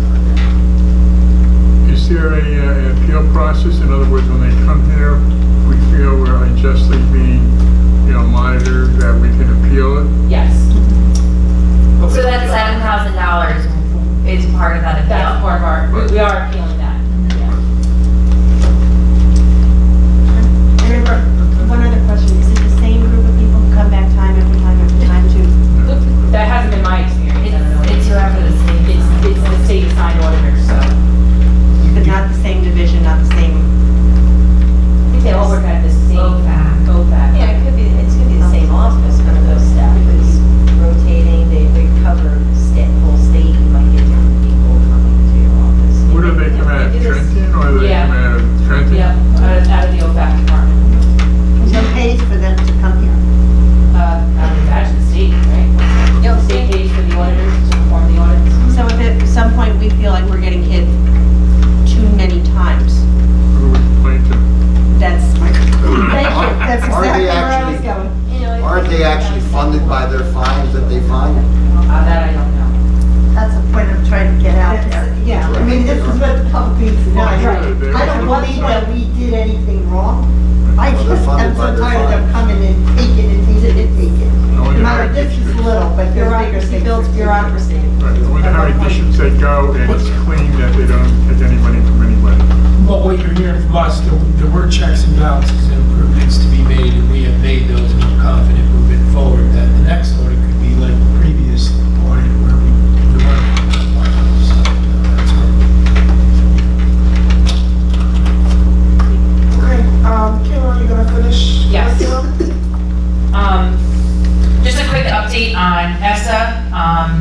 We did launch today on our district website a community stakeholder engagement survey to help generate feedback from various constituents, parents, teachers, community members in terms of feedback and how we should plan for the appropriation of funds under ESSA for next year. So that'll help drive our planning for the use of those fundings, those fund sources. We'll leave that up for at least a week, I think we discussed, right, Charlie? To get that feedback, and I believe that a phone blast is going out, did it go out today or tomorrow? I think tomorrow, just to let the parents know that that survey is up there and it's open for them to contribute to it. In addition, I mentioned, or I think Ms. Francie might have mentioned that our non-public consultations have already taken place. For the most part, we've completed all of that with our non-public schools that we manage their funds, and we've made recommendations and shared findings with them regarding the audit process and some new procedures that we put in place. And I think that finishes up everything, except I would like to invite up Mrs. Caruso and Mrs. O'Hagan just to give an update on summer reading and math activities and challenges. And then we're done. I'll be very quick next.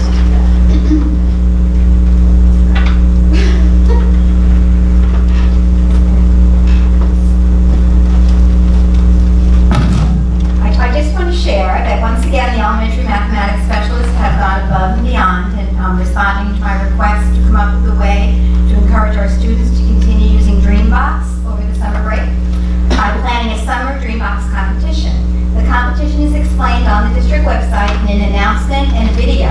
The video features one of our math specialists who actually dressed as Stella, the main character in Dreambox, and stood in front of her swimming pool, while her 6th grade daughter, who's one of our students, filmed the whole thing, announcing the whole competition to our children, which is kind of exciting. You know, the other math specialists encourage you to do that. She did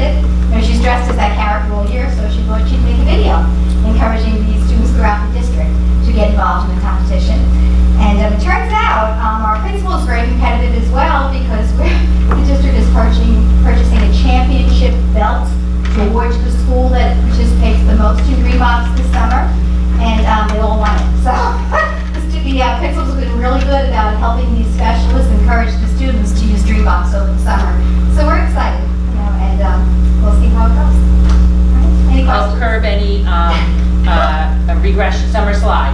We're trying, we're trying. All right. Thank you, Margie. Okay, as far as summer reading, AP, first of all 14 humanities AP summer assignments are up and on the district website, and they're there, ready for students to take advantage of if they are going to be participating in the summer programs that will be focusing on getting them ready for the AP courses.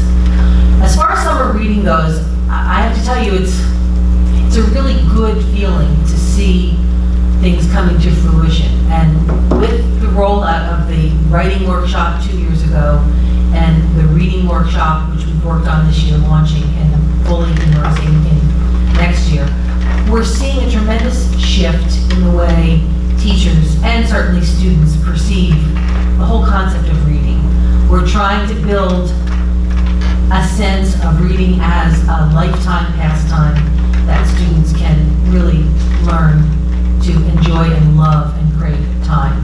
But we know that with that comes the responsibility to give them choice. We can't say, go home this summer and learn how to love to read, and these are the 2 books you're going to learn to love to read by reading.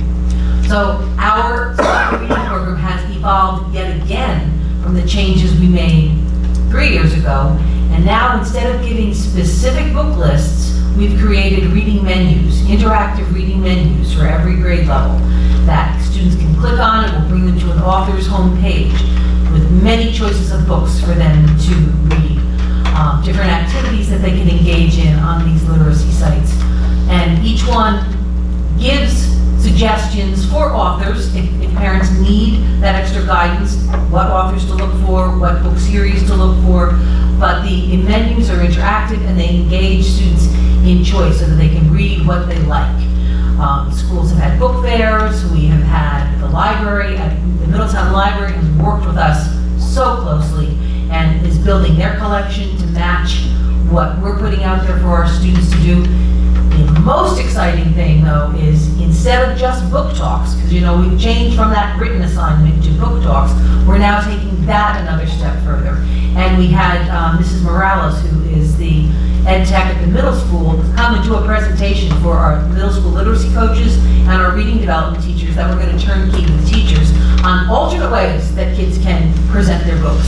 Everything from an iMovie to a book trailer to a simulated, like a preview of a movie coming attraction where students can star in it themselves. The samples of student work, if you go onto a YouTube site and look at student book talks, you will be absolutely amazed. So this is how we're going to gain additional support from the choice element, giving kids not only choices of what they read, but how they present it out to their classmates. So we're really looking forward to September. Nothing needs to be done before they come to school in September. Teachers will talk about how they're going to present their books, traditional book talk with note cards, fine, or something more technologically influenced. It's going to be, again, a choice, and that's how we're going to be engaging students into hopefully learning to love to read. Any questions? Just to circle back to the AP discussion, enrollment for our summer AP programs is actually Very high. very high. We had To the point- 170 responses. To the point where we're actually looking at opening up additional sections. So, We did an online enrollment this year. We did it through a form, and I think and we sent it to students through Naviance, so I think it was just in their wheelhouse, so to speak, in regards to how they interact with signing up for things rather than sending paper home, and kids responded immediately. So we've had to open up sections, a second U.S. history section, and a second SAT prep language arts, and a second SAT prep math as of today. that wraps it up for Kurt. Thank you so much. We have a lot more. Okay, I think we're going to move on to facilities. Oh, for second session, not yet. That's you. I'd like to ask Siegel to come up and address, where we're going to get an update on the solar PPA contract and where we stand with that, and also the approval of the energy savings plan that we've been working on over the past several months. So just give you some of the highlights. Yeah, so we do have starting with the ESIP project, we do have the ESIP project submitted to the BPU and expecting approval any day now. We have a draft resolution that we're working on for next week's meeting for the board to adopt the ESIP. I have some copies, I don't know if you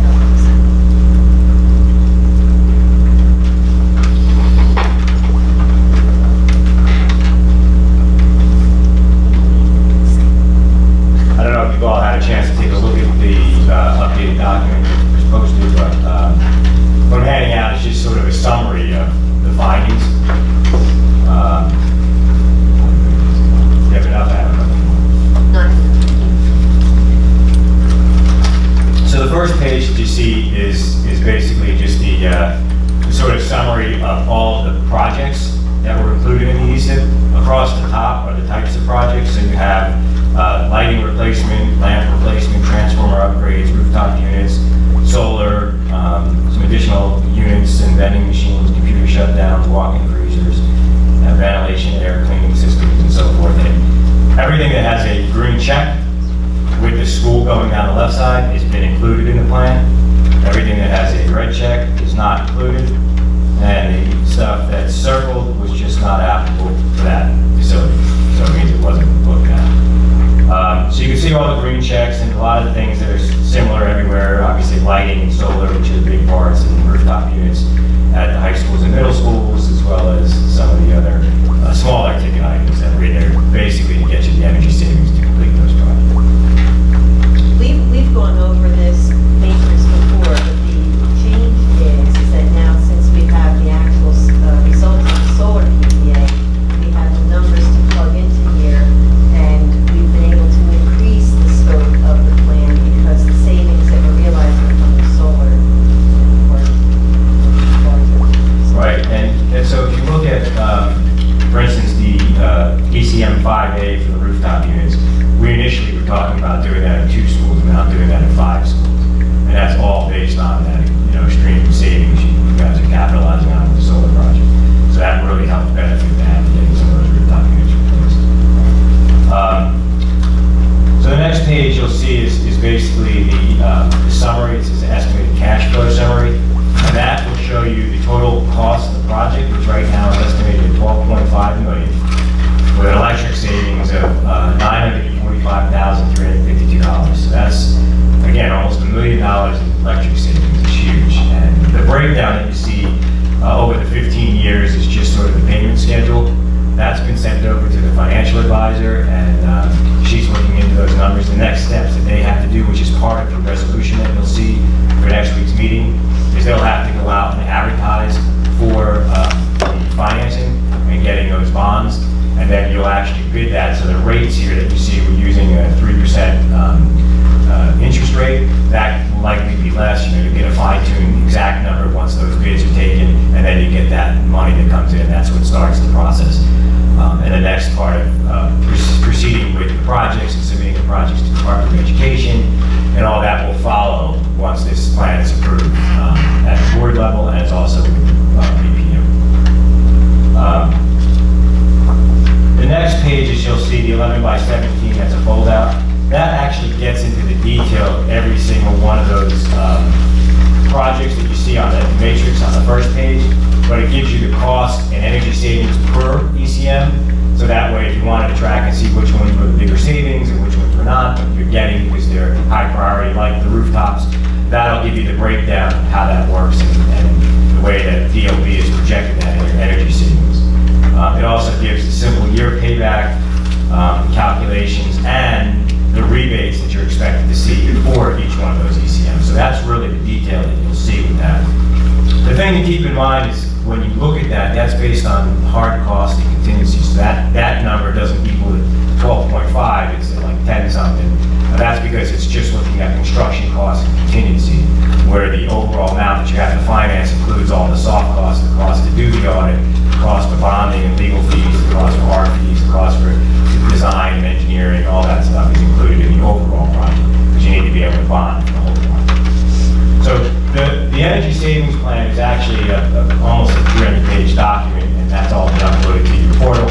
There's a lot more information on there with each of the ECMs, but these were the summary sheets that we thought would be most interesting for the board to see.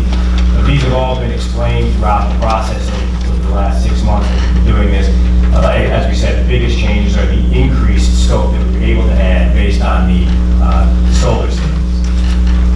as far as the ESIP goes, like I said, we're right there. The VP was already made the first pass of comments, and was basically just on some of the costing and where the numbers came from. So BOB has responded, and like I said, they would expect the approval to happen sometime in the next couple of days here. I was actually hoping to hear back today before coming in, but we did not. So, is there any questions on the ESIP part of this? Yes.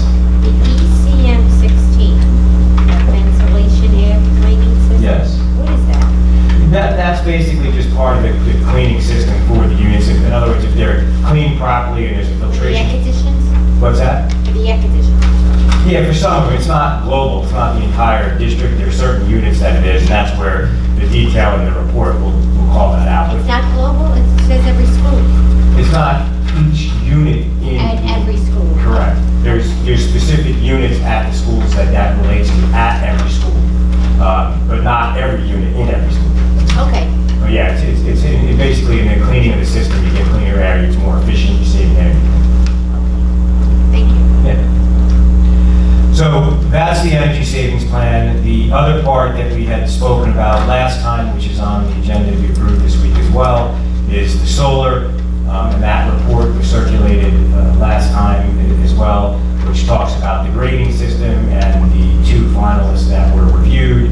That is Doptol and Advanced Solar, and Doptol had the 97 points versus the 94 points. So that's also on the agenda to approve, which is tied into the energy savings plan. So the savings that you're seeing from Doptol, those additional savings, are used in the energy savings plan, and that's how we do increase the scope.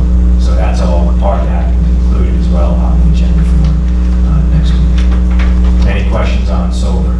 Steve, I just got today the addendum on Tremco. I don't know when you got that, or why they sent an addendum. Was there a reason why they sent an addendum to the warranty? Well, yes, and last time you guys had asked for an addendum to the warranty outlining specific things that they're going to take responsibility for. So they updated the warranty to match your request. I saw that, but they had given us another one, and you had got just, I don't know, 2 or 3 weeks earlier. Yeah, so what happened? There's another addendum on it, and it kind of changed a little bit. That's why I was curious. No, the only thing that should have changed was the addendum includes now every school. The initial was just a draft showing you the language they were going to use, and now they've updated to include every school. The only thing they did not include, which they will update, you'll get one more update, is once the solar is approved and we get all the submittals in place, they're going to update the warranty to include the language of the contractor who selected and the solar panels that are included, and that's where the blanks are in that. Then it came out. All right. Now, we just got this posted today, so I wasn't able to read through a lot, but some of the things I did see that they changed where it was going to be our responsibility, it was their responsibility originally to check the PC, and now it's ours to check the PV installation. Now they're putting that on us. But that was one of the changes I saw from just the one we got 2 weeks ago to this one we got today. But I got this today at 3 o'clock, 2:30, I guess, when it got put on the portal. So I'm going to have to read through it because it's a lengthy document. Well, if you thought about the warranty, it's a one-page document. They're all just the same thing, just one from each school, so you have 15 of them. Just individual by school. No, I understand that. So it's just a simple, like, 5 bullet point thing. So what that is there's two different things. In their letter, they are saying they're going to come out and they're going to inspect the roof for how the roof is done and how the solar is installed to make sure it meets their warranty and all that stuff. What this is saying is that you're responsible to check the solar, make sure nothing's moving. They're not looking at the solar afterwards. That's the district's responsibility to maintain it. It's actually not really the district's, it's going to be the PPA's responsibility to check it and make sure there's nothing shifting. That's all they're saying there. But they are saying in the letter and in the updated warranty that they're providing, they're coming out every year to do inspections. They're also saying in their letter that everything that you would ask for, that they're going to come out and they're going to verify the roof beforehand. They're going to write you a letter stating that it's okay for solar. They actually even say in their letter right now that it's okay for solar, that they're comfortable with all the repairs that have done, and they're certifying that the roof is ready. One of the other things I just had to ask you, like I said, I'll probably have more questions next week, but when they said that we didn't cut any of our roofs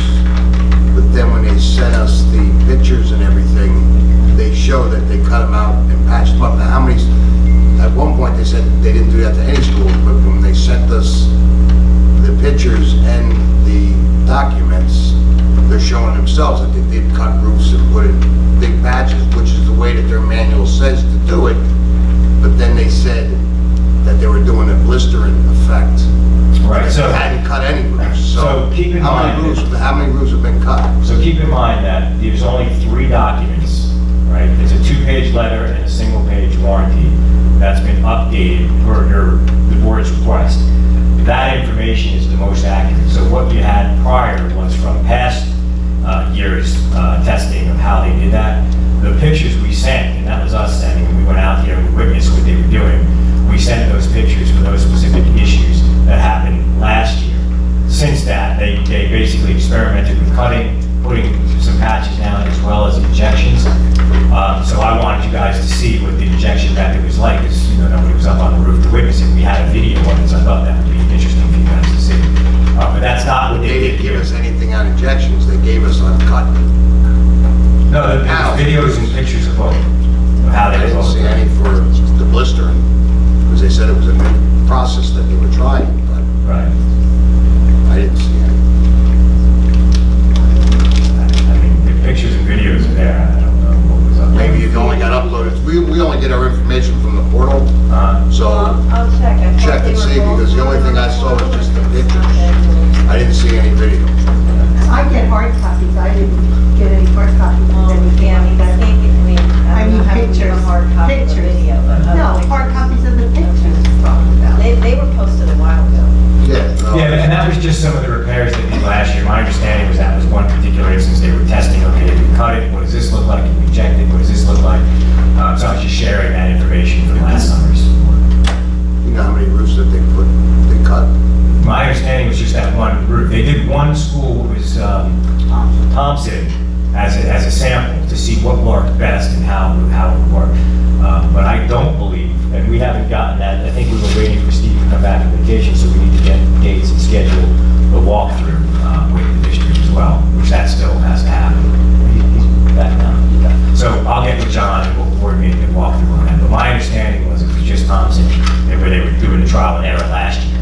And I just wanted you guys to be able to see all the stuff. But that video is kind of interesting, so. Yeah, I didn't see it. I'll check it. I went there, well, he can't. And that was the other thing I was gonna, just mention was Trento, because I did go back, like we talked about, and I went through the list with them and talked with the attorney, district's attorney, and crafted how we wanted certain things to be said, got all that information back, and they did update warranties and so forth accordingly. So they seem to be, again, willing to try to appease the board and work with you guys and make sure everything's good. They're ready to go as far as when the solar gets started, and as soon as construction gets started, they're going to review shop drawings prior, and they're going to review installation during construction, so they're geared up and ready to go. Jeff is comfortable with everything? Yes, Jeff has gone through everything. Great. One question. Yes. I'm reading this over, and this is the first time I've seen it also, but it says the building owner, which Oh, I'm sorry, which document are you reading? the Tremco guidelines for continuity and warranty with the PV installation. Okay. It's number 6. It says the building owner is responsible for the removal of the PV panels and other related overburden. In the event panels must be removed to identify roof membrane conditions related to moisture intrusion into the TRS and/or repairs, which are required under terms of the TRS warranty. The owner is responsible for the safe, so if I'm understanding this right, if we call them out to look at our roofs, we bear the burden of removing the panels? So, yeah, let me clarify that. What happens is they can't touch your panel, or they'll void your PPA's warranty. So they're saying owner, it's really the PPA, right? So you would call your PPA company, they would come out and do it. And what they're saying in their warranty is basically, if it's found to be their fault, there's a leak, the roof damage, there was a blister and pop, they are going to cover those costs, but they can't pay for them up front. They can't do that work up front. Your PPA has to do that. So once your PPA does that, they invoice you. If it's their issue, they have to pay for it. They'll reimburse the district or however they work that out. They're just stating it's the owner's responsibility to coordinate all that and do that because they can't touch the system. And then what about the storage of them while the roof is being fixed? Well, the way they word their warranty. If it is determined that the moisture intrusion has been caused by a blister in the roof ring as determined by Tremco and the Middletown schools, then Tremco will assume all costs for removal or reinstallation of the panels. So that's there, it's them. So is that, okay, thank you. And they worded it that way. The one caveat that we had when we went back and forth with your attorneys, it said, and actually I think somebody on the board wrote up last time too, where that's determined by Tremco. And we could add Middletown schools, and they wrote that right into their warranty. So they're saying, we're going to jointly do this and agree. And okay. Thank you very much. So, I'm sorry, just one quick question. So on the estimated cash flow summary? Yeah. The net present value, so you're saying that's our overall savings? I'm sorry, I didn't hear. The net present value number? On the bottom, it's on the estimated cash flow summary, there's a net present value number? 47. Discount rate's 8%. Trying to figure out. Yeah, I apologize, I don't know. Right, that's, I believe that's just the present value of the cash flows.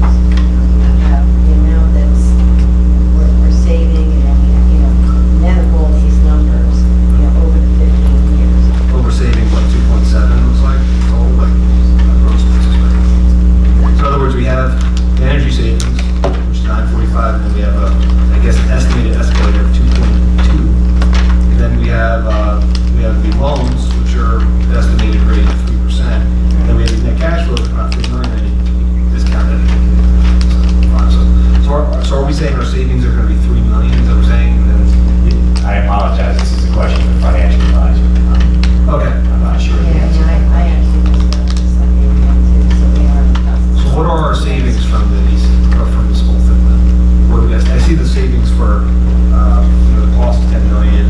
So what do we, because I was hearing numbers before of like 10, 12 million. Yeah, well, basically, that's what it is, right? The project cost is $12,537,000. Your savings is greater than that, or this project doesn't work. Right, so you're saying we're saving $3 Well, million? the energy savings is the 16 million. Yeah. You go back out where all Well, the total savings is 18.5. Right. well, plus the savings. Because then you got the incentives. And then you got the cost, so we're saying we're going to save $2.7 million over 15 years. Correct, that's my understanding. Well, that's the net cash flow. Right. But that means that's money that you have in the bank, so to speak. Right, after. Over 15 years. Right, but after paying for all these. Yeah. Right. But we're financing the improvements to this, plus we're saving. That's after the rooftop, it's after. Right. No, I guess what I'm saying is that we're the solar, we're still looking at $3 million. No. No. Plus all the projects that Okay, we're doing too. okay. And that's after you pay for. Okay. The financing that we're getting. Yeah. Will give us the cash up front to pay for these projects. Right. We pay that off over the 15 years. And even after that, we'll still have a net savings over and above the financing costs of funding these projects. So we're paying for all the projects, plus we're realizing additional savings. Yeah, that's- The solar projects to improve. All the Rooftop units. Oh, okay. Right. Things like that. Okay. Yeah, so, Yeah. right. The ceiling work we're doing, rooftop units. Yeah, the lighting, all that stuff is being paid for. I mean, that's how the ESIP works, basically, that's how it's no tax impact to any of the taxpayers, is that you're saving enough money to pay for the bond that you're taking down, and then some. And then some is just in case, you want to have that fluff in there, because if something comes up, or just in case it's not saving quite as much, you have to have that fluff, you don't want to run that tight when you're down in penny. Are there any other questions? I have one. This new addendum says Talking about that... Tremco again? Tremco, yes. We're just flipping back and forth. Yeah, that's all right, I just want to make sure I get the right document. It's just because, we get told one thing and now there's something else they write. Tremco has submitted guidelines that must be followed prior to the PV installation to Squeezle Architect Group, What are those guidelines? We haven't seen them. They should be on the portal as well. That was a single page document. I don't know if it's in the copies. We got everything that we've been putting up there. Where are you reading that? I'm sorry. That is that single page. Yeah, that's this. Yeah, Junko guidelines for continuation of Right, warranty. that's this item. And Right. this was posted on the portal as well. It's basically a single page. It says Tremco guidelines for continuation of warranty of TV. Have we done those guidelines? Well, no, we have to get into the solar project. Yeah, right. But I mean, I haven't read that. I have to pull that document up. Like I said, we got these today, but that's why I just want to know. We have them to read through to. Yes. Yes, and as I mentioned, in the solar contract that will be written, it's required by them to follow the Tremco manufacturer guidelines as well.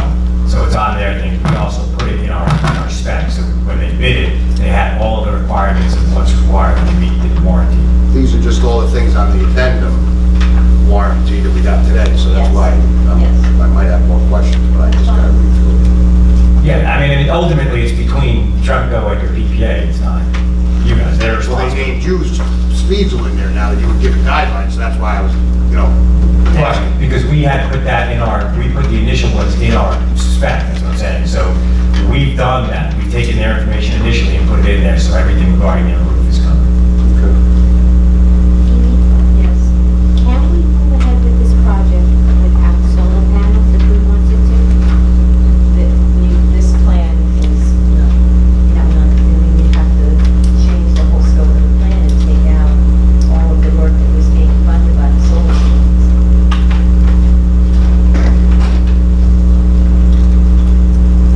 This is based on having those savings in there, and it will greatly reduce the scope of work on the project. Well, the solar has one portion, and then the ESP is another portion. Well, the solar savings are included in the ESP. Yeah. That's how we got all those extra projects. Take it out, Because right? we're looking at solar here, that's zero cost, and you have the savings there, that's what I'm saying. So you can't even include solar. Like, $3 million bucks. But that's including the cost of No, I know what you're saying, I understand that, but I'm saying we're looking at doing work to save money on energy. Right. I don't, it's not like we're, Not all of the work that's being done is going to save money on energy. A lot of it's There's work that needs to be done. Right. is this all on this page? Yes. Right, like things like the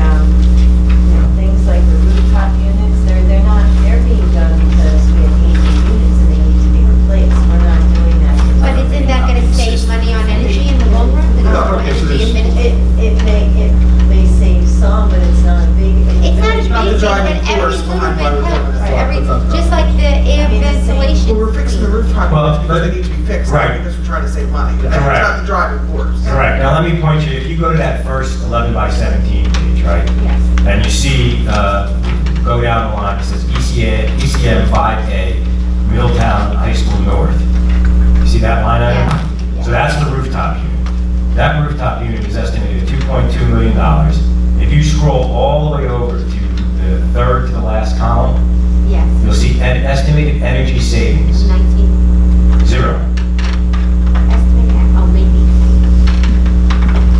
0. It's not projected to give you savings. You need it to heat your space. And the other savings are funding that for you so the taxpayers don't have to. How difficult is it to get a projection of doing this without solar? We have that. It's half, roughly half the cost. Well, you have it right here on your page 2 in this document, correct? That's not Which it, is that is it? total cost on your energy savings is $12,537,387. Right. Your electrical That's without savings is solar? No, $945,000. this is with solar. Basically, That's with solar, the second page. solar is just over half your project Okay. for savings. So you took solar out, you would get half of what you have, Okay. roughly. I mean, 48%, 60%, somewhere in that, it's roughly half. We did look at that. It was broken out. We can't go that way, right? Well, you can, and then we just gotta figure out how to fund the other 60%.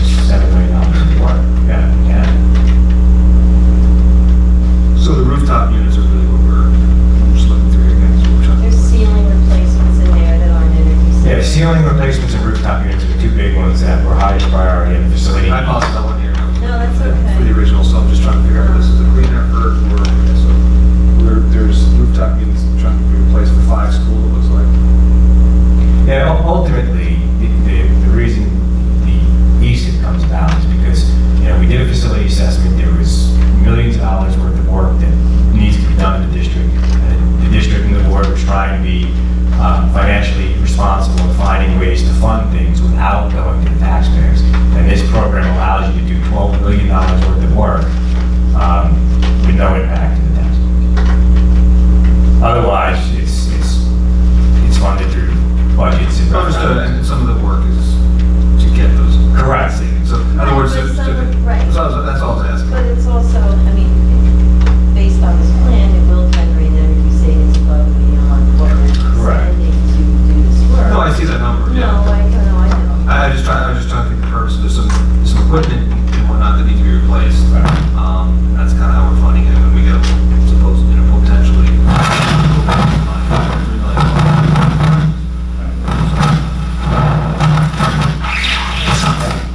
Does that make?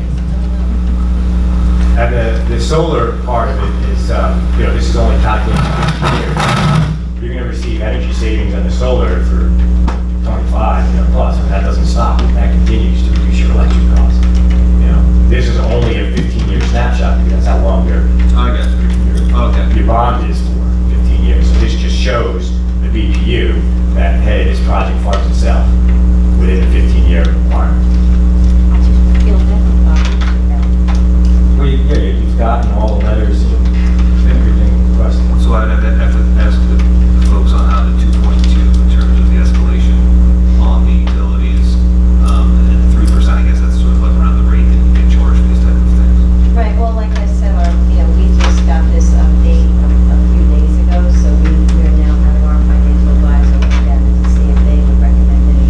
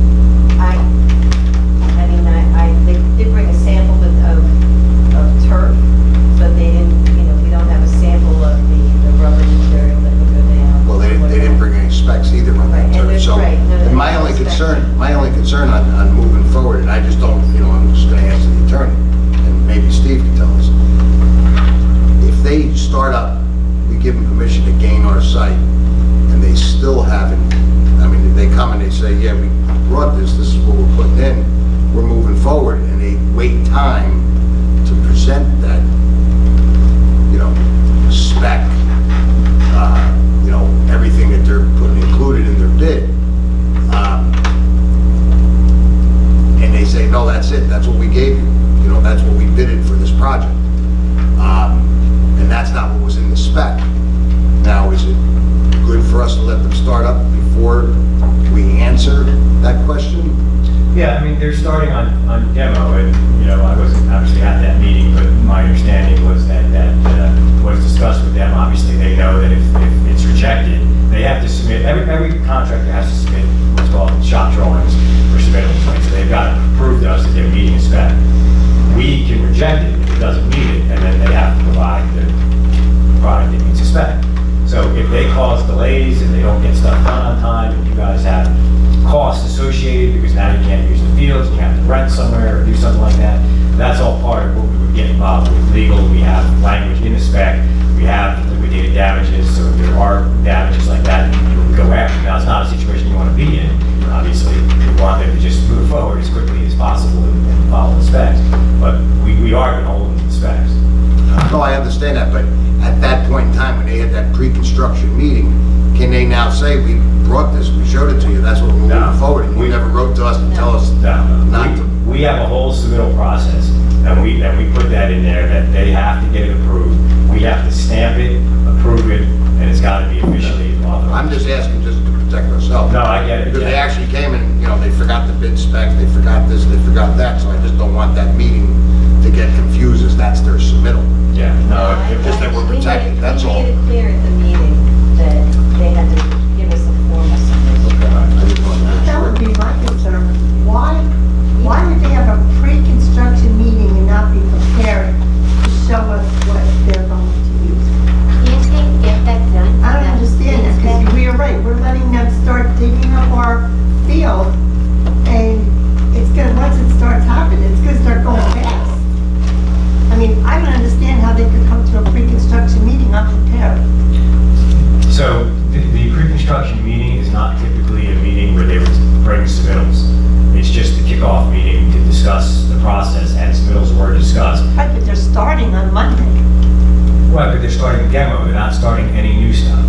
How long before they break Demo the leads to submittals? construction How pretty long fast. before they break down on what they're It should going? be quick, it's up to them.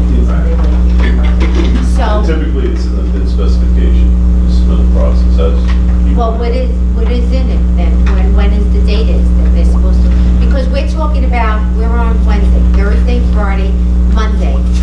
I mean, if we're just talking about holding it off for a few days, why can't we get the paperwork and feel comfortable about what's in these specs?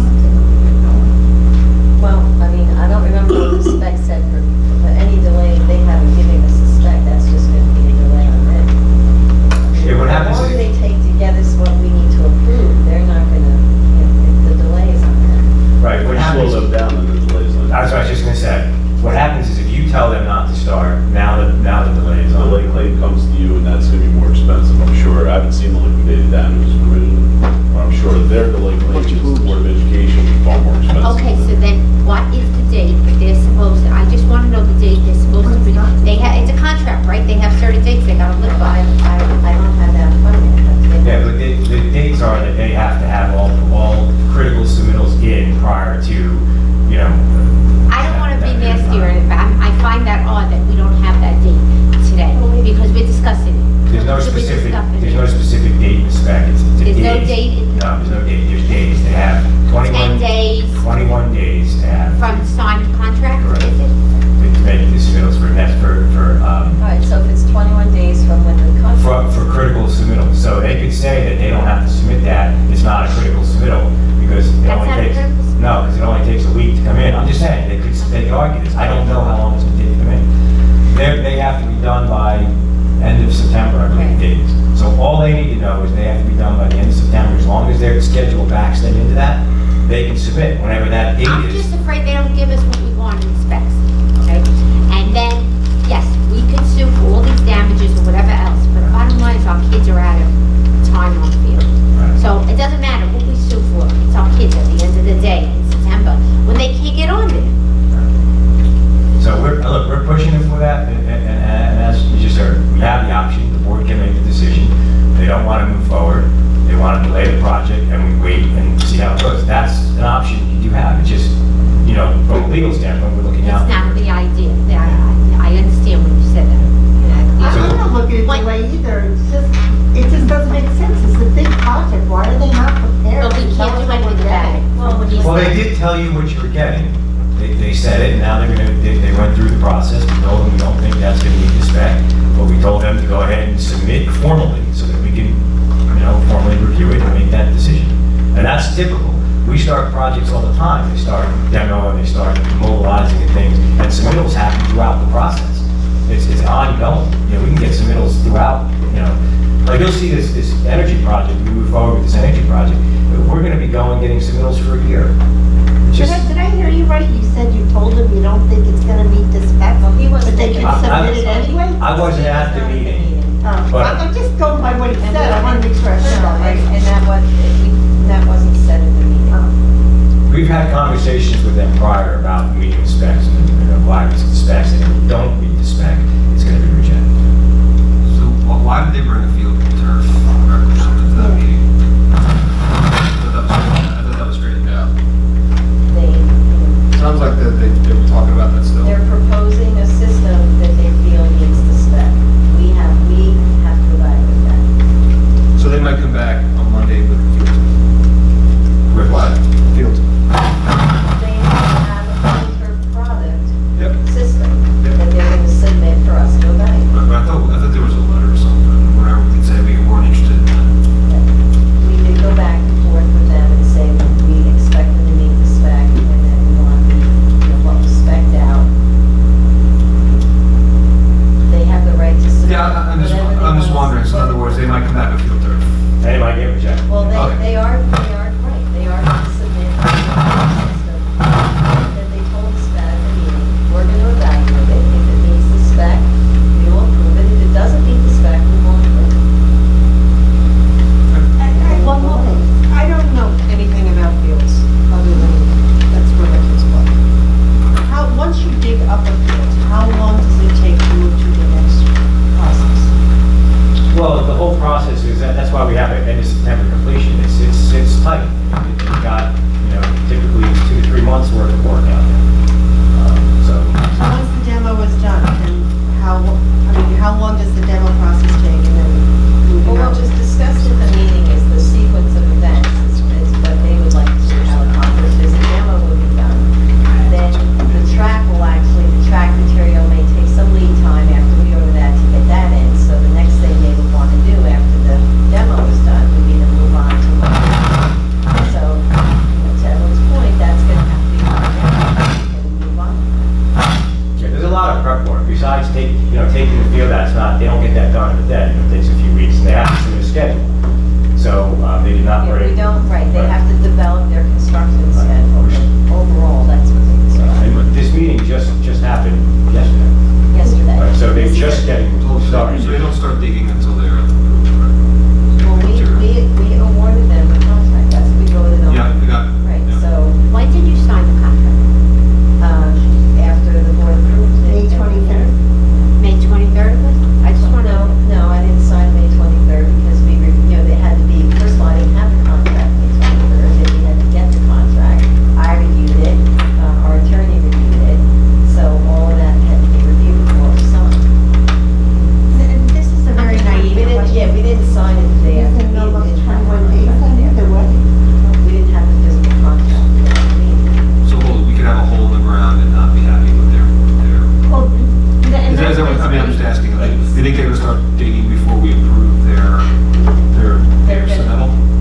Essentially, yes. Yes. And not only could they do that, they could build the track, if I'm understanding this correct. So we could be moving farther and farther down the road towards completion, if I get this right. So the only thing left hanging out would be the final completion of the field with the product that we haven't fully agreed upon. Right, but that's, go ahead. Once you get that far down the road, if you've rejected the submittals and you're concerned of their failure of performance, and you never want to do this, by the way, ever, but they are issuing, and I haven't looked at the spec, but I assume they're issuing a performance bond, and the surety's got to guarantee that the work that was in the bid is performed. Now, that typically means, actually, not to sound cynical in my first Middletown board meeting, it typically means that the bonding company comes in, shuts your job down for 6 months, and then potentially can hire the same guy to install the field. Now, the difference would be, instead of trying trying to use a different product, because he's defaulted on the contract, they probably require him to install the basis of design, or whatever the technical spec calls for. Whether it's a field turf product, or was it Land Tech, there's a couple of turf manufacturers, Nike I think has a turf product. So whatever it is, whatever meets your spec, they're gonna have to install. So here's my question, with that being the worst case scenario, Yeah, the horrible case. the horrible case scenario, aren't we better off taking the time now to make sure that the spec is met and taking a week if a week is what it takes? It may take a few weeks on the submittal process. I mean, I don't know, but I can imagine that a submittal can come in, it can get reviewed by the architect, it can get rejected, then they resubmit, then it can get rejected again. That process could take 2 or 3 weeks. You stop him from working, I will guarantee you will have delay claim on your hand.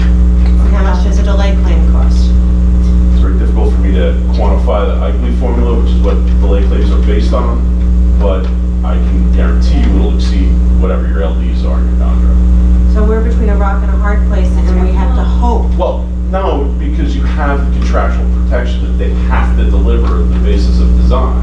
So you have a contract, and this, by the way, is true whether you're bidding for a mechanical system or you're bidding for a field.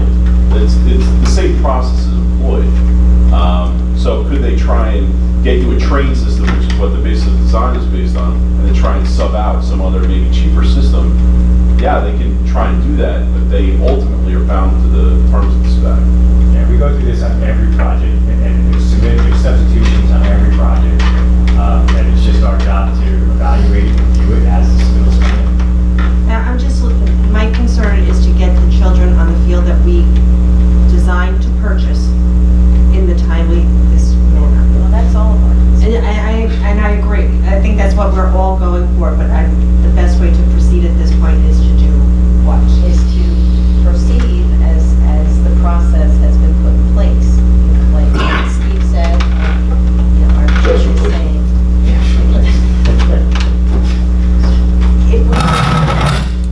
saying, if we don't let them start, we're guaranteeing that the field is not going to be done. I don't want to delay, but I know we had a lot of problems with other fields that we done, but I don't ever remember the problem being this, that we didn't know or didn't approve what we were getting before they started work.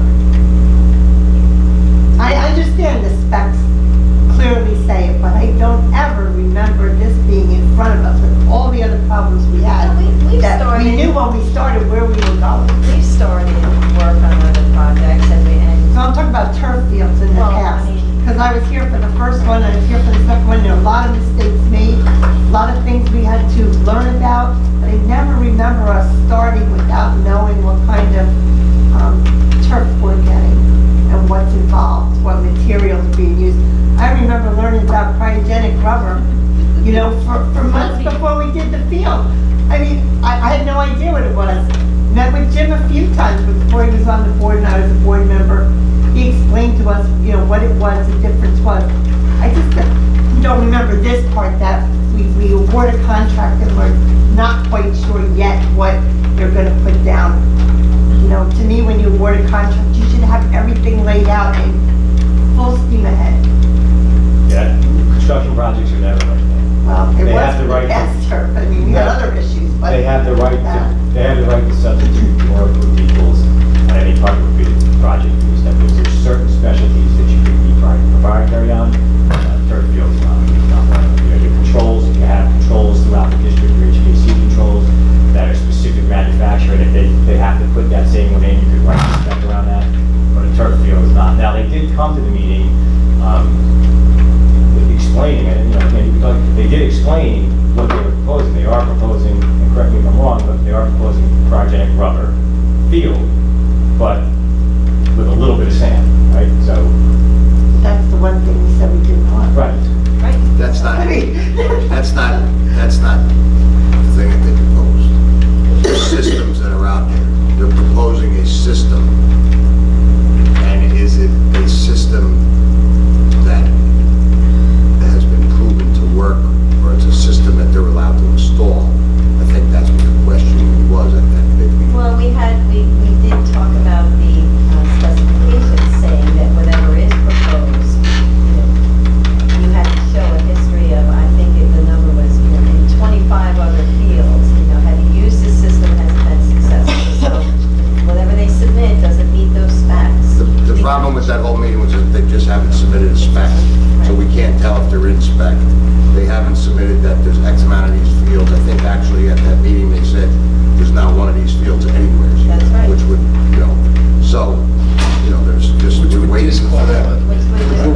on them disqualify that to system. supply us with. Right, and I don't want you to think that, I've heard you say they weren't prepared, we did, they came, they still don't have a signed contract, right? They just literally got the notice to proceed and the contract signed yesterday. Right. So they just are given the notice to proceed, so we got to. Yeah, my question was just that we were able to proceed, that's all, it's just that we weren't doing something wrong, that's all. Right, and I just wanted to point that out because I don't want you to think like they've been sitting on this for weeks now. They just are now got the notice to proceed.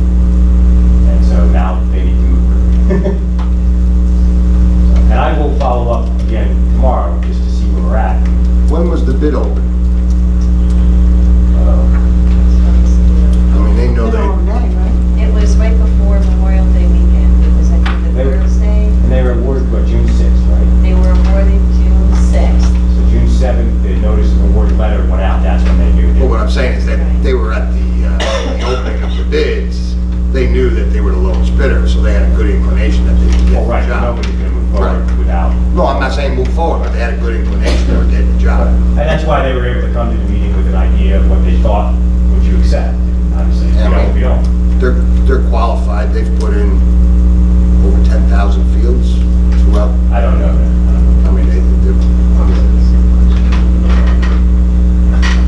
All right, I think we still have a bunch of other stuff on facilities. Is it okay if we move on? sure. I will follow up though and see if I can expedite this, so I'll see where we are tomorrow. Thank you so much. No problem. Thank you, Steve. Okay, the other 17, 18 projects, we were just going to highlight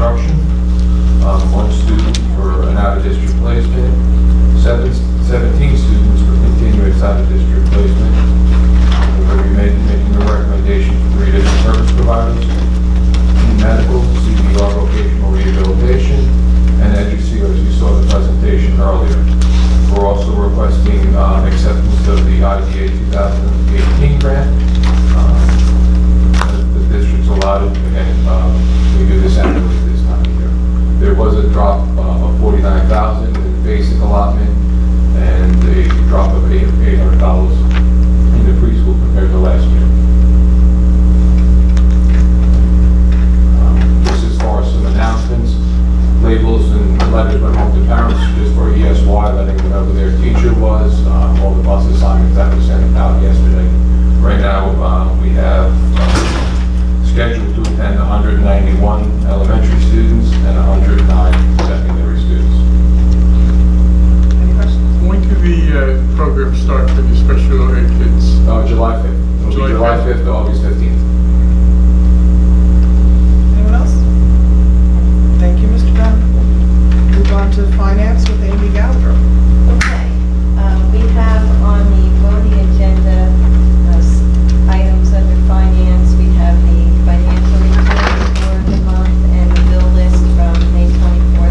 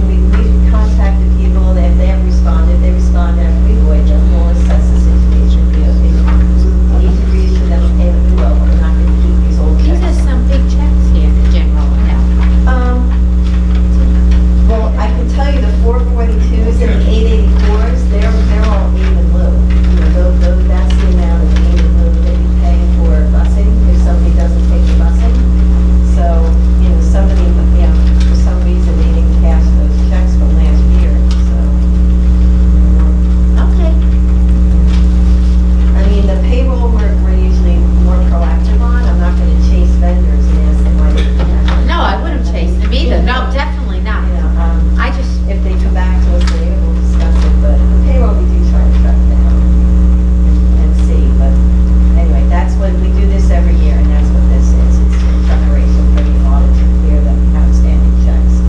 Excuse me, Mrs. Malta. With payroll, don't we have direct deposit? Not everybody has direct Not deposit, no. Actually, we are just now offering subs direct deposit, but up until the upcoming year, we didn't allow subs to do it, and not everybody on our regular staff does direct deposit. Some people don't want it, we haven't mandated it to this point. So we do have a person, it's not, the majority does direct deposit, but some don't. Would it be easier for your office? Of course. You know, yeah, I mean, we would like to do, we encourage everyone to do direct deposit, but we just can't haven't. We could, we can mandate it. We're allowed to mandate it, we just haven't. I didn't think you could. No, we can. We absolutely can. Wow.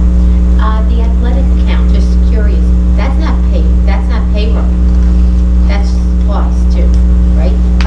Some of these might be payments to officials. I was gonna say officials, yeah, because I checked with Vinny, and that's what he said, some of them were payment to officials.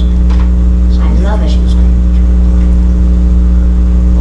I mean, with our staff, we try to be humane and remind them to cash their checks. Don't worry, if you were paying me, I'd be cashing those checks. If some company or whoever doesn't want to cash our check, I'm not gonna. That's it. Okay. I'm not, that's not my job, to make sure they cash the check. Okay. Okay. We also have some contract renewals under finance. We have our fire and security technologies, boiler repair, music repair, they're being renewed for this year with no increase. We did do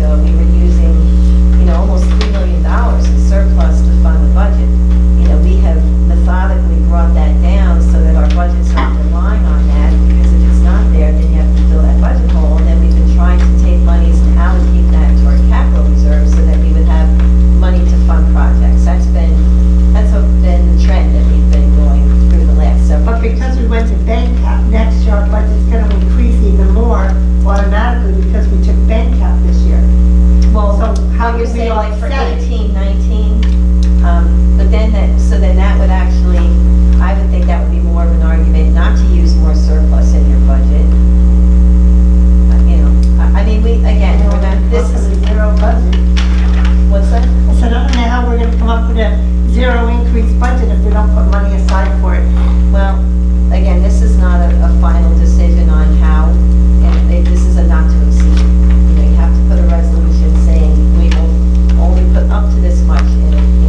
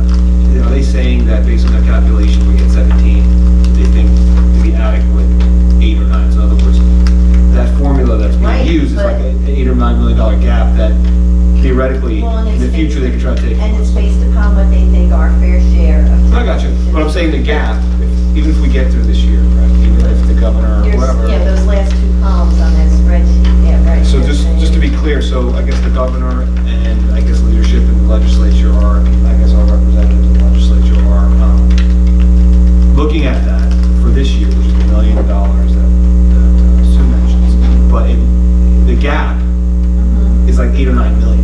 So in other words, if that formula is held the way it is, they could say, well, you're getting $8 or $9 million more than the state thinks you should get. Right, just a few years ago, it was actually the reverse, and we were considered to be under adequacy, so something is happening, I believe, and we're all trying to dig into this more, but, I think probably a chunk of that has to do with these values and the fact that they're placing more weight, on what they consider the wealth of the community. Because we were not, it's like we went from, just being this far under to being this far over, and you just don't make that kind of swing unless they change. No, I'm just trying to make it clear so factors. we No, understand that the number could be bigger than $1 million bucks. That's just for next year. So, depending how Dr. George and how this press conference goes, but in the future, it may be worth our interest to do a bigger road show with whatever local politicians in the state, so we don't, because this is a number that comes in, who knows what the administration next year is going to look like.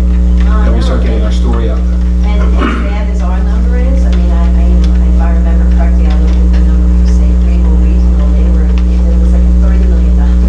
We're number 10 on the list as far as how bad we're getting hit. Tom's River looks like it's not. Tom's River got Well, one of the things that they said they came up with this formula about too was student population drop. So I mean,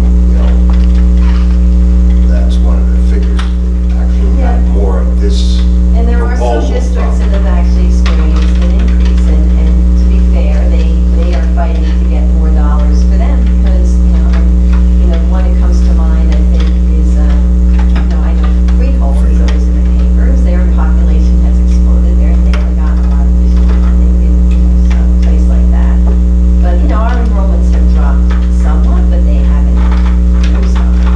And that was part of our conversation too, that, while we continue to have the unfunded mandates and additional costs associated with that our population has not dropped as significantly. And we're all looking and working parent with other districts. And we were talking about some of those communities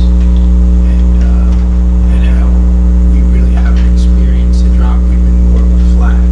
So we didn't see ourselves in that significantly declining enrollment group that would receive a significant. And in terms of this, right, this is part of, I guess, if I read it correctly, this is part of a reallocation. So it's not like the state's reducing educational funds. They're in 125 million and 40, then there's Some of it, 46. right. They're basically taking money they've given to us and they're giving it to other districts. Right, they are Literally putting doing additional that. money into, Overall, not us. not us, but the increase. 125 million, increases we're to the losing other money. districts are being funded by partially increased money and partially taking from other districts. Gotcha, so I don't know that, And this is over the next 4 years. The proposal is 1.2 million over the next 4 years. I only was, reading that was what was Next year. proposed for next year. Just for next year? Yeah. Okay. I mean, I think the rest of it is to be determined. I have to say, the biggest thing that bothers me is that we just went to bank cap and we almost got $1.2 million, pretty close to the number they're taking away from us. It's just so unfair that our community taxes are going up because we went to bank cap. Now the state is reducing us almost that exact amount of money. I don't believe I know it's. I know it might not be, but it's ironic that it does look close. it doesn't look good. Coincidence, yeah. But if you look at other districts, it doesn't correlate like that. I mean, I understand what you're saying, it seems like. But I'm not worried about other districts, I'm worried about us. We just raised our community taxes to take that money, and now we're losing that money in state aid, and our community is paying higher taxes for money the state's taking back from us. Well, again, the tax will, for next year, the tax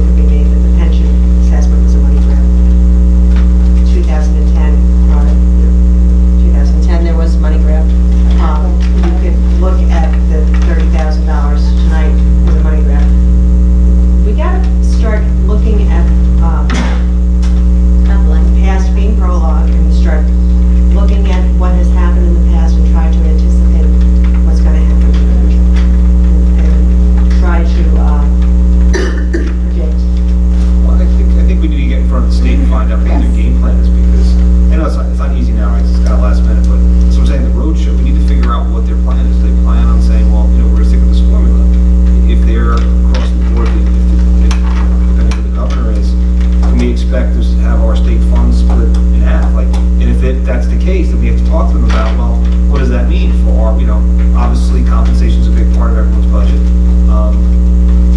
Obviously, security's important. I mean, what do they want us to, we can't keep raising, taxes 2%, 4%. So I'll have to see. Maybe they don't give us an answer. I mean, maybe we meet with some staffers and just get a message out there, but that's all we can do. I mean, We need to be if they force us proactive. down- I know that They force it the down our throat. administration and Dr. Georges have been proactive. I know it's getting late, but I still think I need to say that we need to be careful when we say things in public on videotape, like money grab. We still need the state to work with us here. We have to be very careful what we can. I don't disagree with you. I'm just saying we want to be a little more diplomatic and careful about how we put this kind of stuff out there, because we need the state to work with us on this. That bottom line is we need them to work with us on this. We don't want to become a target. Well, the bottom line is we need to have a legislative committee, and we have to keep rallying the legislative. We shouldn't just wait for something to happen. A few years back, a group of parents from River Plaza wanted to be on legislation and help us to fight school things, but at that point, everybody said, oh, there's nothing to fight, but now, we're to the point where it's already happened. If it's gonna happen, maybe it won't. But even if this doesn't happen, we need to be proactive going forward. I think we And need to more try- involved. I think we need to try to be proactive. Dr. George, we're on the phone with every. I think we need a longer-term strategy.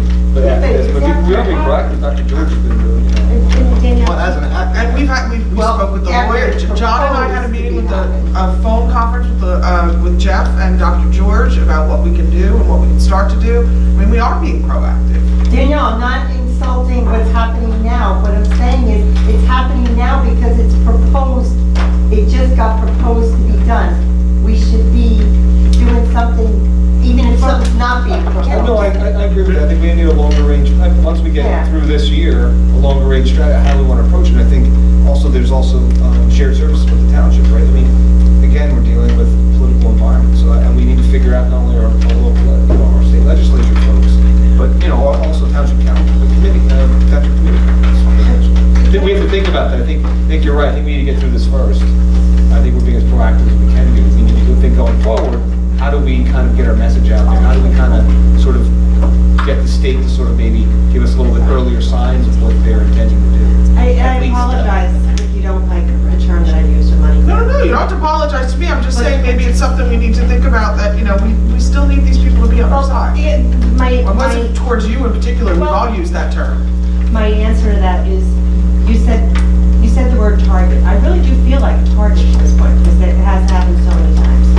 But my suggestion moving forward is, I'm so grateful that you're moving and working with some of our local elected officials and moving that way. But I think we also have a body that represents us, which is the New Jersey School Boards, and we have a delegates assembly coming up. And I do believe. I think we should investigate that. I would see how effective. It's not good the state legislature even spoke to them about this, right? I don't know if the state legislature even spoke to them about this in terms of proposal. Well, New Jersey School Boards has a delegates assembly in November. I think we should investigate that and see if they, like you said, it looks like, I don't know how many districts are hit. I mean, it's not like a lot. It's like us. We have a very special situation that I don't know. There's quite a few districts that are getting decreases. Keansburg is losing over $500,000 under this. My suggestion is not to come in there and say, you shouldn't take money from us. Yeah. My suggestion is to go in there and say, we as a district believe that once our budgets are finalized, there should be no. I'm just wondering whether school boards is the right answer, or we need to go and do it ourselves. Well, there are I'm not sure why you wouldn't think that they would be, I was going to say a combination of school boards, Garden State Coalition, Danielle and I and Mary Ellen Walker went to the end of the year meeting with Garden State Coalition, where there were legislators there. The funding, school funding was discussed. They're a constant advocate that works for us and with us, like school boards. So I think it's a combination of working with your local legislators, working with other groups that are as many as possible, but getting, as you said, a more long-term strategy on that moving forward is based on past experience. I would agree is something that we need to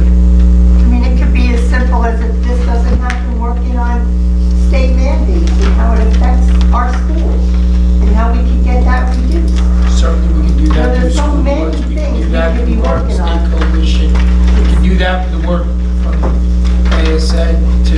I think too, this is a much longer conversation. We still have old business, new business, and we only have 27 minutes. And she's not done with finance. Well, I so just have think one we more have to- question. Do we have a list of things that the Garden State Coalition has accomplished? Because we belonged to them years ago, and we haven't heard anything about them until just now. I'm just curious what it is that they have accomplished. There was a list in the packet they gave us. Yeah, They to look and see if I have the packet. The bottom line is they lobby with our legislators for.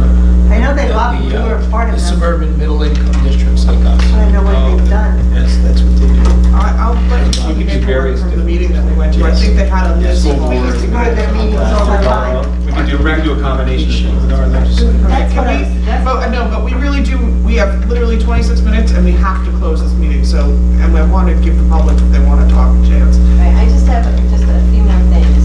There is also a resolution on the agenda, and it will be worded a little bit differently, but basically what it's saying is we're going to extend our contract with the township for the garbage and recycling. It's a 5-year contract that was expiring at the end of June. They are in the process of doing a new bid. It's going to encompass more area than what they do now, so we need a 6-month extension of that. They were not ready to put it out to bid for our expiration, so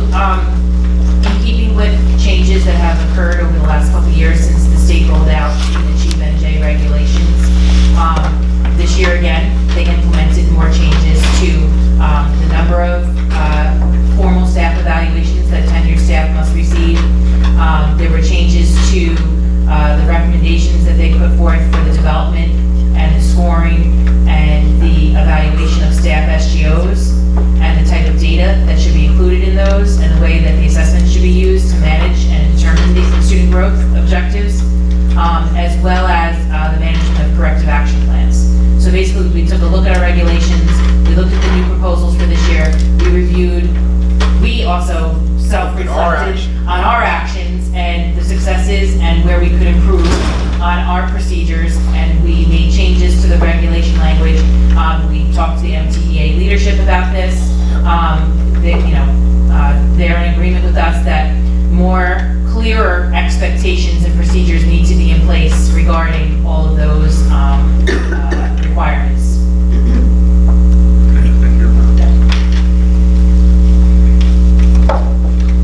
Thank you. Okay, we'll move on to old business. Any old business? Okay, any new business? I have new business, and I would like to ask board to consider. Next two meetings that we have coming up, the voting meetings, in July and in August, July 25th and August 29th. I can't make it, and I think it's important, the voting meeting, so I'm just asking if the board would consider changing it to a Wednesday night from a Tuesday night for July and August.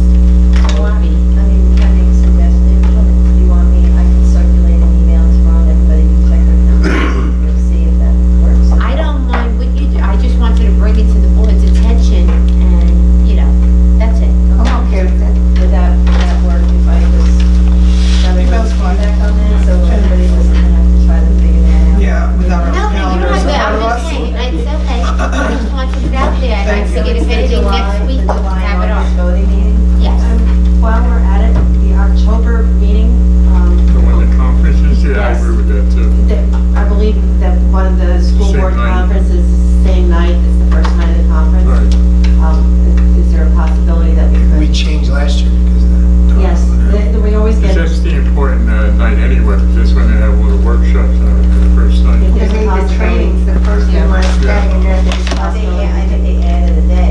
Yeah, They did, They because did. that's what's now 4 days. Mhm. So that's why it's on Monday. I mean, I don't know what night that week you would have the meeting at. What about the week before? We have to do it the week Then the before. workshop, I guess everything would just get pushed up a week. Or would you just not have a work, it's the Would the voting workshop be a meeting. voting meeting? Well, Instead of all having right, a workshop, have a why don't we voting. just agree, we'll look at the October schedule, we'll come up with a. Some We also want to think recommendations. about, maybe I'll reach out, we need to reach out to Lynn Croft and Community Harmony if they And meet decide to the do it. candidates night, And meet the so- candidates yes. night, always ends up being, And it's always good. and it's not fair to you guys No. that are running. Communicate with us. Right, I'll reach out to Lynn Croft Yeah, that and would- Harmony if they decide to do it, and the Republican Club does it sometimes too. Communicate with I'll us, let them know. state shows that during those. They days. always do it during that week. And, Friends of Different Learners. Oh, the Friends of Different Learners did one too this year, okay. All four of them I'll reach out to. Do we have to announce the election signups?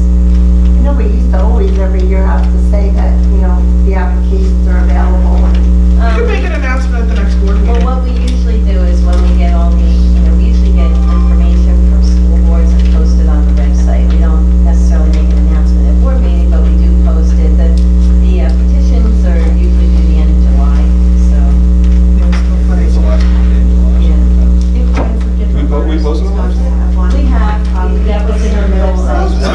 It might be a good practice. Yeah, we This do. doesn't make a I difference, think we but- put the link into But I don't some know of what the all the websites, so we can advisory get accurate. That's what we do. So can we just get the latest week? Yeah, I think now would be the time. We're allowed to go, we're not allowed to go. And I think it's fine if you went as long as it was not part of the meeting.